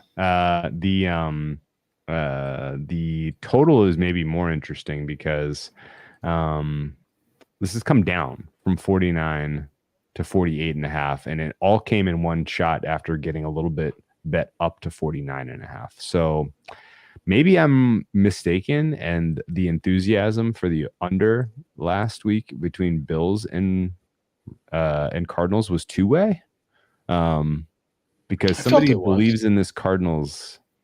Somebody believes in this Cardinals defense, which is stupid. They're going up against a Rams team that's going to be fielding guys off the street for the O-line. But they're not. If there was any pass rush in the world that you would want to face, this is worst pass rush in Carolina. Like, if there was any spot where it's like, oh my God, we just can't face any good pass rushers this week, guys. Who's on the schedule? This is down there. Yeah. This is it. It doesn't mitigate that because this is a dire situation. But the Arizona pass rush win rate last week was 12% as a team. Oh my God. That is 30. I mean, the teams that are doing well are above 60, 50, 60%. There's several teams that are above 60. You say 12? 12%. They got pressure. Like as a group, I think they had like a 3% pressure rate, which is ungodly bad because I don't know where you put the Bills offensive line. It's not like, hey, this is an all-world offensive line for me. Like Buffalo is above average in my opinion, but it's certainly not like a top 5 line. And yeah, they did nothing. They don't have any pieces on defense right now. They can't get any pressure. So the Rams, with a good quarterback, a very smart coach, and Cooper Kupp, Demarcus Robinson's not bad. Like backfilling at wide receiver for Puka sucks, but it's not as dire, obviously, as the offensive line. Like Tyler Johnson, even maybe some Tutu Atwell, Parkinson, the tight end, and we'll see what we can get from Rivers, Williams. Maybe Blake Corum gets a snap. They have the pieces on offense to get the ball out fast, and they might not even need to. Like this is such a bad defense. I think wouldn't the game plan just be like, it doesn't matter what the offensive line is, we can still just West Coast their ass to death, and then I think so. All it takes is, just target. How many points do you need to get to this over from Arizona? 24. That would make it like tied. Yeah. I mean, maybe you only need 20, 23, 21. But this looks like two elite offenses to me. I played the over at 40. I'm on this over. I played the over, and I don't understand who bet this under today and why. 48.5. 48.5 is an over. Arizona, the defense bad as advertised. I mean, they did lose. Also, like they did lose Jonah Williams. Here's the other important point I wanted to make about this over, right? The Rams' offensive line was putrid against the Lions. True or false? Yeah. True. And they still threw the ball 50 times, and in general were a very, very dangerous offense. And if not for a red zone pick of Stafford at the end of the first half, probably they scored into the high 20s against the Lions team that was generating a shit ton of pressure. Like, I don't think this is as tough. Who's better than Aleem McNeil is better than? Like everybody on this front. Yeah. Aiden Hutchinson. And on top of that, like they were screwed because they had asked in the jackpot type of deal because it was in game and they are like losing guys. Mm-hmm. Right. Well, now like they got to go a whole week to kind of come up with a plan for what to do. I don't understand why this is like a huge big downgrade for the Rams offensive expectation. And I think the Cardinals are going to score too. So over for me. Yeah, and like I said, we saw this in game when they had to make some adjustments for Puka missing the time. Obviously, Kupp got a trillion looks, but what was it? Johnson and Robinson each had like 4 or 5 catches. Like they're against a bad secondary, which I consider the Lions bad secondary. They're not bad second and third options when you have a Cooper Kupp on the roster. So, yeah, I think this is an over. I think the Rams can get. If this 30s. Gets bet more Cardinals, I'm going to consider betting the Rams in contest for sure. Because I don't have a lot of good sides this week. Anyway, let's move on. Yeah, the big rub is they did lose their right tackle, Jonah Williams. He was ruled out. The knee injury was getting evaluated. He's going on IR. Not sure on the surgery. And then, I mean, No Boom IR, Avila IR, Puka and IR. So all those guys are looking to come back after the bye. Okay. Second week in a row on the road for the Rams, but a much shorter trip. Don't really that matters. All right, let's move to 285, which is the Bengals at the Chiefs. Game looked a lot better on paper preseason, Andy, I gotta tell you. This is currently a 5.5 point spread in favor of the home team Chiefs, who have extra rest. This opened at 6.5, Andy, which means there has been a healthy correction in favor of the Bengals. My assumption is this is sort of keeping in the theme with a lot of the betting market this week, which is we are going to force gravity to push these numbers back towards the look aheads. The look ahead for this game was like 4.5, and the difference between 4.5 and 5.5 is pretty damn negligible. So, I feel like there's a couple of important lessons being missed by the market here. They are reflected in the total, however, as we saw this go from 47 on initial betting up to 48.5, and then a big old smack to 47.5 once limits went up. I was part of that betting energy. I played under 48.5 minus 110 here. And my thought process is pretty straightforward. There's a lot of game states that I think favor Kansas City having a second half lead here, at which point this becomes a very straightforward exercise in milking the clock with your running attack against the Bengals defense that can't stop a nosebleed. And I think the game state where the Bengals have lots of success through the air early, like Joe Burrow and Jamar Chase step out of a time machine and just light the world on fire in Arrowhead, yeah, I'm not going to feel great holding an under in this game. But I think that's pretty narrow band. And I think ultimately the, kind of time it's going to take for Burrow to kind of find himself and return to the level expected is not short. put me in the camp of Burrow is hurt. Yeah, and I sent you that spreadsheet, and it showed that I gave the Bengals a 3.75 downgrade. Yeah, that wasn't a true fair number. So that was compared to my number from like before I made adjustments going into week 1 for the wide receivers. So I didn't make that big of an adjustment. I still did make an adjustment. Obviously, I had to going into the week for the injured receivers, but this defense, I'm considering this defense probably worse than I thought it would be, especially against the run. The injuries to the wide receivers absolutely matters. It seems like Higgins is going to miss the second game.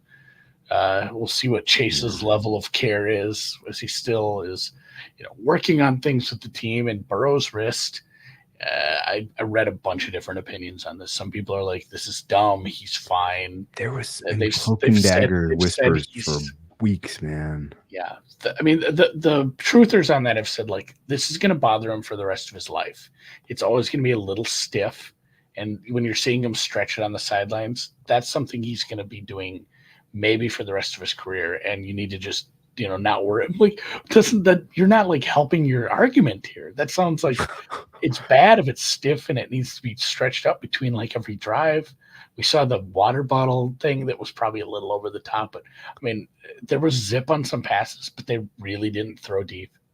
I mean, there was some stuff that was 10 to 15, but there wasn't a lot of pushing the ball down the field. It's a good defense they played, but yeah, I had to go downgrade, and I make this number like 8. I played the Chiefs because. Oh, you did? Okay. Yeah, I'm at 6.7.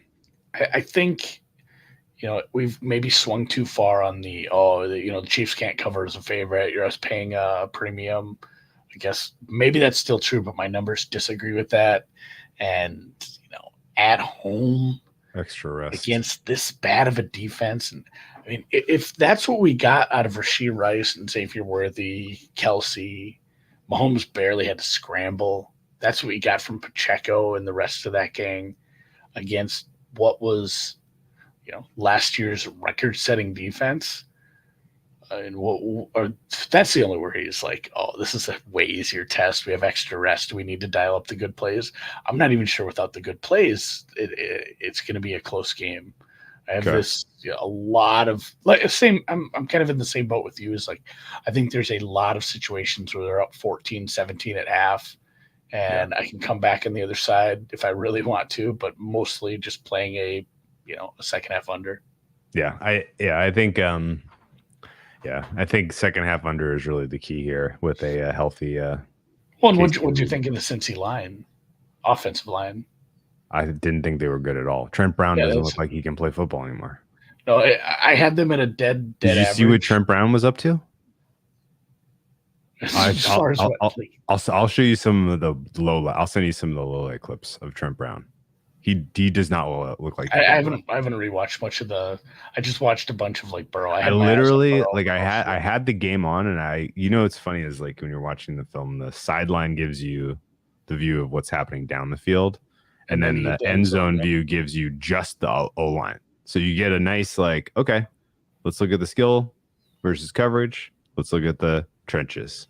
And twice I stopped and I was like, the first time I was like, wow, that guy playing right tackle for the Bengals just got fucked up.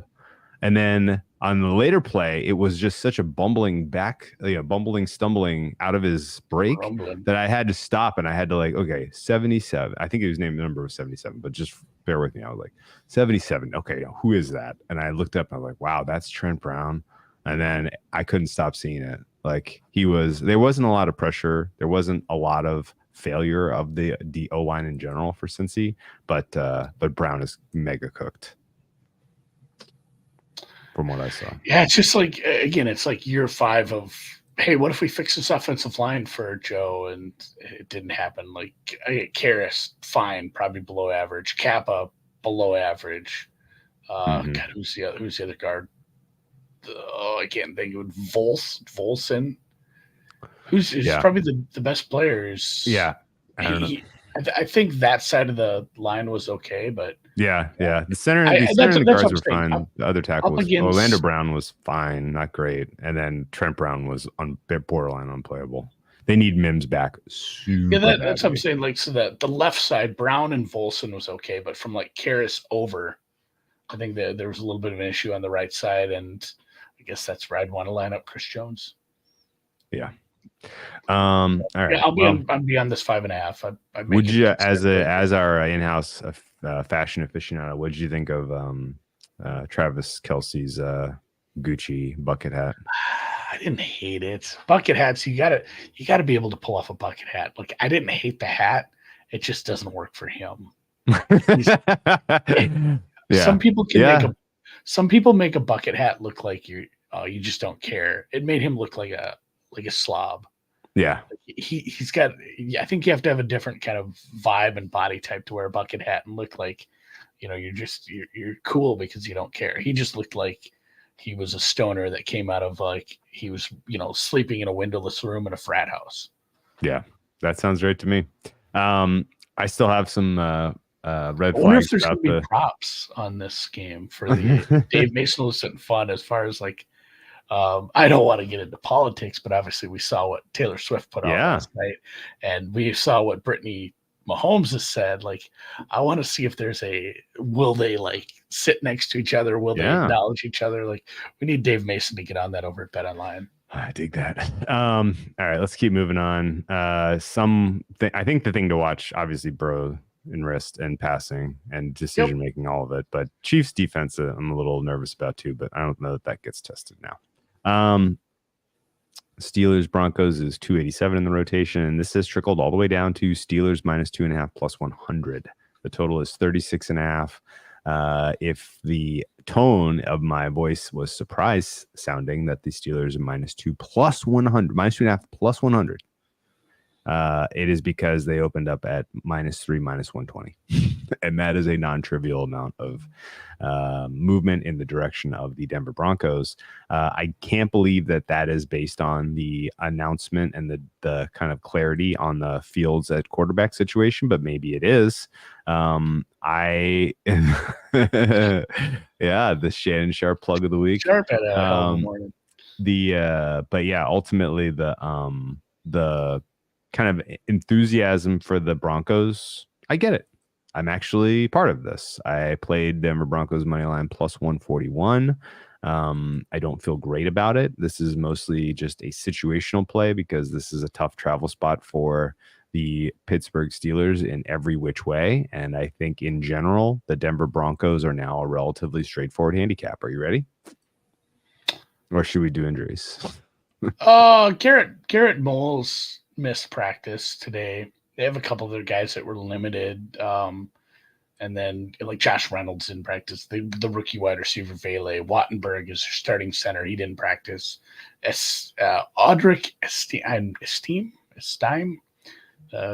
very hot in the streets for best ball. He went to the IR. Mm-hmm. On the other side, it was Russell Wilson is limited, but the quote from Tomlin was, "We're prepping as if Fields is the quarterback." The punter's obviously done. I mean, you've seen him; he's done. So they brought in Corliss Waitman to handle punting duties. Yeah. I was very close on the 3, and I missed it, and I felt bad because I feel like a 3 is a lot more valuable in a game like this, where there's probably going to be a lot of field goals. So I might stay away, but I'll let you take it because I agree with you. It was a good. I didn't see this being a good pass rush / good run stop unit. It couldn't hold up all day against a better Seattle team, but this is a much easier test for them, right? Offensively, yes. I think this Denver defense can kind of dictate this a little. And Pat Surtain, George Pickens beat us any other way, and I don't know what that answer is. The pass rush was sitting there a little. Yeah, I don't think Fields is taken much of a step forward, if anything at all. I don't like Art Smith still, although he did a better job, I think, of adjusting to his quarterback than I had anticipated against the Falcons. The other kind of key here for me is really the other side of the ball. I backed Bo Nix to win a game, Andy, against the Steelers defense, and that could sound very fucking stupid on Sunday, but I realistically think that Bo Nix's handicap is now super straightforward. Are you ready? Is he up against a defense that can? Is he up against a defense that is going to give him a look pre-snap and then change that look?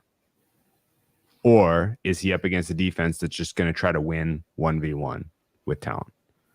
And if it's the former, then Nix is screwed because he does not have the progression from what he wants, what he sees at the line of scrimmage and then what he sees during the play. Like the game is moving far too fast for him to be able to handle the likes of a McDonald defense. That is not what the Steelers are. The Steelers are line up, beat them 1v1, out physical them, out talent them. And I think ultimately Bo Nix might come. You might like, my guess is people might come out of this game being like, holy crap. Like Bo Nix did that against the Steelers, and it's literally just because it's a better matchup schematically for what they do, and him kind of literally Sean Payton in his ear at the line, like the Steelers are lined up like this. Your first read is here; it will be open. Kill the mics and then execute. Like that's kind of the expectation that I have for the Denver offense in this game, and the general kind of reactionary shock and awe if the Broncos win is going to be hilarious. And it, they might win with 14 points. They might win with 14 points, and the situation absolutely sucks for Pittsburgh. You traveled to Atlanta last week. You get a surprise win with a bunch of field goals, and now you got to go to Denver and play at altitude early in the season. Like, don't love. And I think the Steelers could look pretty bad. So happy to go to town. I'm on your side. Fields took the easy stuff. He got him within field goal range. He's still stuck as clearly a bottom 10 quarterback. My concern, and probably why I'm not playing this, is the Bulls injury. That's super scary to me. It's like I'm assuming he plays. I hope he does, but it appears he avoided a serious ankle injury. But even if he's hampered by that ankle, these are not pass rushers you want to be facing. Getting the ball out of his hands in 2.1 seconds. You're gonna need to. It's got to be first read stuff, because if you have a hampered left tackle against TJ Watt and Alex Highsmith, like shit's just gonna go super poorly for you. And obviously they have Hayward and some other guys who can pressure up the middle. You have Patrick Queen, good secondary pieces, Porter, Minka, what's not. But that has to be a really masterclass kind of. It's not even the game calling, the play calling. It has to be the game plan from Peyton. Yeah, he has to put something together, like you said. We can't let this pass rush dictate what we're gonna do. Things have to be fast. We have to use misdirection to run away from these guys.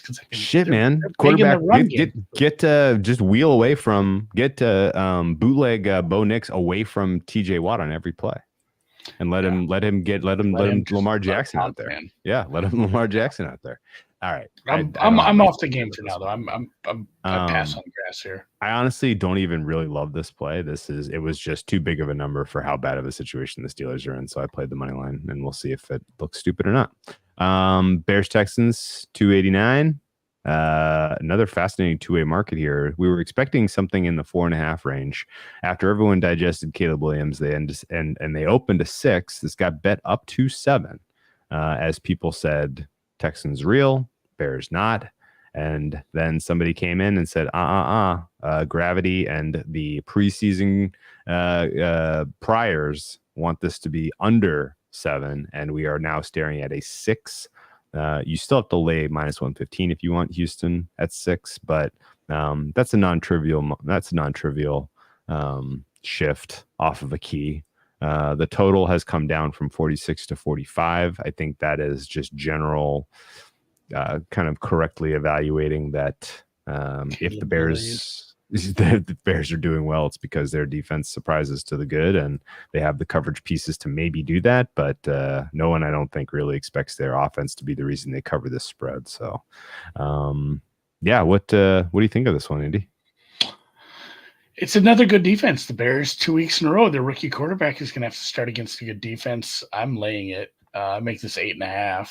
I don't know what we want to. I don't know what I want to do otherwise. Like it doesn't feel great because we've only seen Caleb one game, but man, some of the stuff that you really saw him get away with in college, where he made these big plays, it feels like every highlight play was him scrambling and finding someone and really doing it. And The speed of the NFL has not let him do that. And this wasn't even a pass rush that we were like super high on. It was high on Titans defense kind of as a sum of the parts, but there was a couple times where he tried to scramble and it's just like, oh, guess what? It's not some kid from Arizona State chasing you now. This is the best of the best. These are NFL players. Like it wasn't working. A lot of stuff was short. He had some guys he tried to find downfield that was inaccurate. He looked a little overwhelmed. And this is a bad secondary at times. I just don't know if he's going to be able to take advantage of it because, I said I like Tennessee's defense, but I like this pass rush for Houston a lot more. I think he's going to be under duress a ton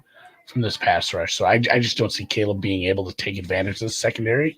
And at the same time, because I kind of skipped over injuries, you got some issues. What was the narrative coming into the season? He's going to come in here. He's going to have all these weapons. Nobody's ever had it. Odunze's knee injury. He might miss time. That's a grade 1 strain. DJ Moore banged his shoulder up last week. He played through it. Allen didn't practice.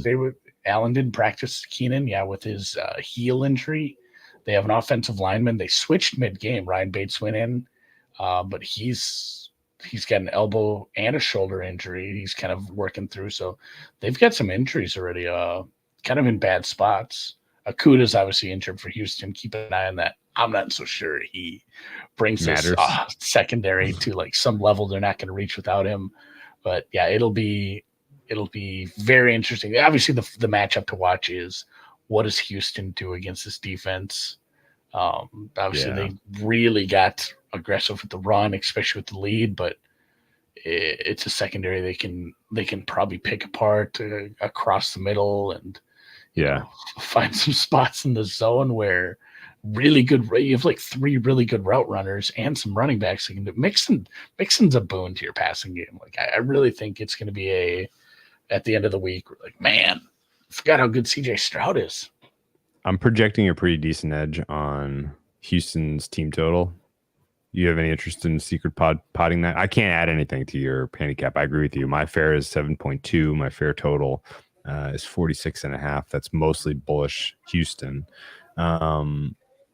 I think that Chicago's defense is in trouble here. And I think Chicago's offense, and particularly the pass rush for Houston, could be problematic for Mr. Williams. The injuries don't help. To the You're looking at like a 24.5. It's probably gonna be more like 25. Put it on the list. You like that better than Pat's under 17? Pat's under? Yeah. I don't know, man. I just kind of want to play Pat's under 17 because I feel like that could be a 0. And it's fun when you play. I've had one of those. I had one of those last week. I believe it was the Patriots opponent. Saints? I had a shutout team total one. It was last year, I'm sure of it. It was very fun. It's an amazing feeling because you can't do any better. You can't do any better. All right, yeah. I'll be on Houston. Okay. Final game of the week. We can keep this pretty short. We are going to do Monday Night Football on the Wednesday pods now. The Atlanta Falcons take on the Philadelphia Eagles, 291 rotation. Again, fascinating market here. As you saw this open 4, it got a little bit of sorry, this wasn't market didn't open 4, my bad. The look ahead was 4. Market opened 5.5. It's getting one-way action in favor of Philadelphia. -6.5 for Philadelphia is now -115. People basically saying prove it Kirk Cousins. And for the 20th year in a row, Kirk Cousins is in prime time in Philadelphia, week 2. It feels like it's the 3rd straight year, week 2 in Philly. The total has gone from 48.5 down to 47. That's a notable move. I agree with that underplay, by the way. I thought long and hard about getting involved in Philly, and I missed the initial opportunity to on-ramp there, and it kind of got a little out of control to where I didn't really feel like laying it with Philly anymore. But I still do think there's a very real scope that Philly's defense looks pretty good against the sitting duck, the statue that is Kirk Cousins here. And in general, I'm fine kind of buying or just writing off what we saw in Brazil with the slippery field, with some of the coverage and some of the inability to get a pass rush going. And I think Philly defense in prime time against this, not just Kirk Cousins in prime time, but the statue of Kirk Cousins in primetime could be pretty damn fun. That's, and that's another one too, where we talked about that with Green Bay and how we want to regard that defense. We saw that in Brazil where a receiver would change direction and it looked like the cornerback who had to react to that was on ice skates. Yep. It was like in cartoons where their feet making noise when they try to get some traction. It was rough. So it's really hard to make a good evaluation based on those defenses on that field. I think it's fair to make an evaluation that Kirk Cousins is not 100%. They did not run any play action for some reason, which has been his bread and butter for his entire career.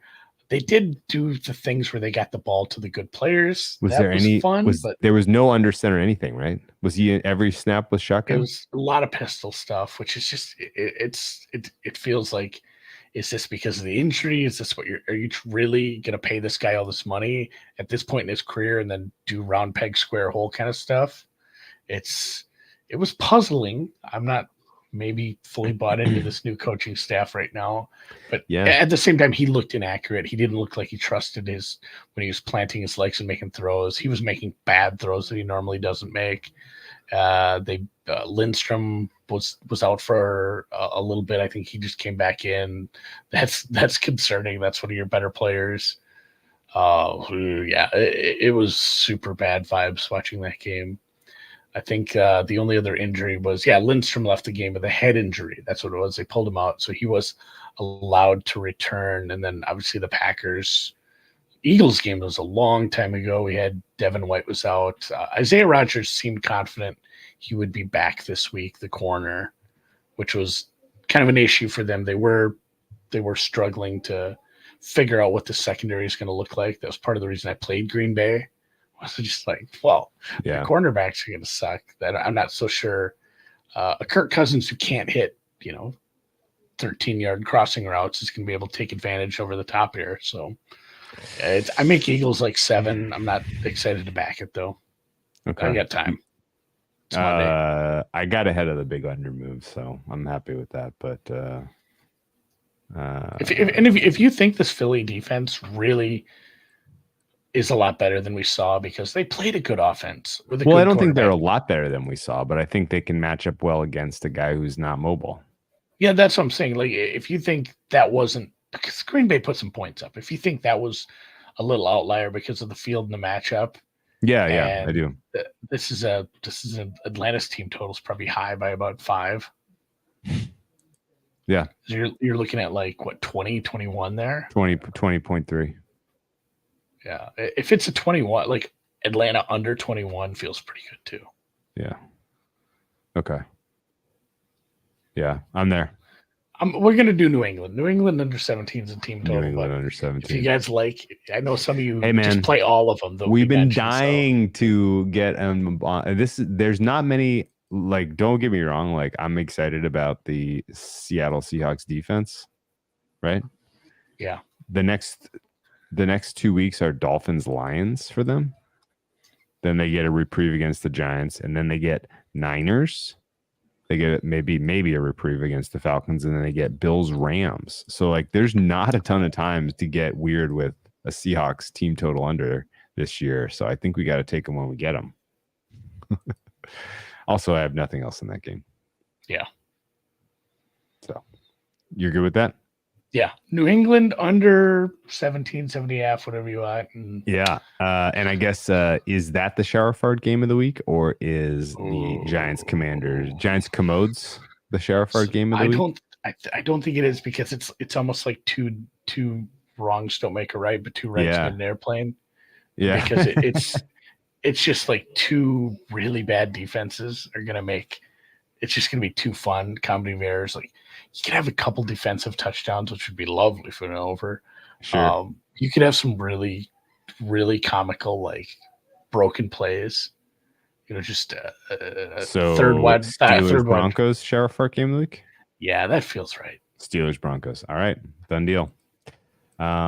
Justin Fields on the road. Shower farting. I love it. All right, let's wrap it. Good job. Played the music out long one. We need to get to the bye weeks so we can trim these down. So this is the biggest part of my process. Have a play and just say market's correct. Research. Moving on. So you guys hit the thumbs up if you watched in the YouTube. Hit the like, share, whatever. Retweet this on Twitter. Go find it at Deep Dive Pod and retweet it. That'd be useful. Damn, didn't like the board this week. Now I have 7 sides and 2 totals. Good work. Yeah. Oh.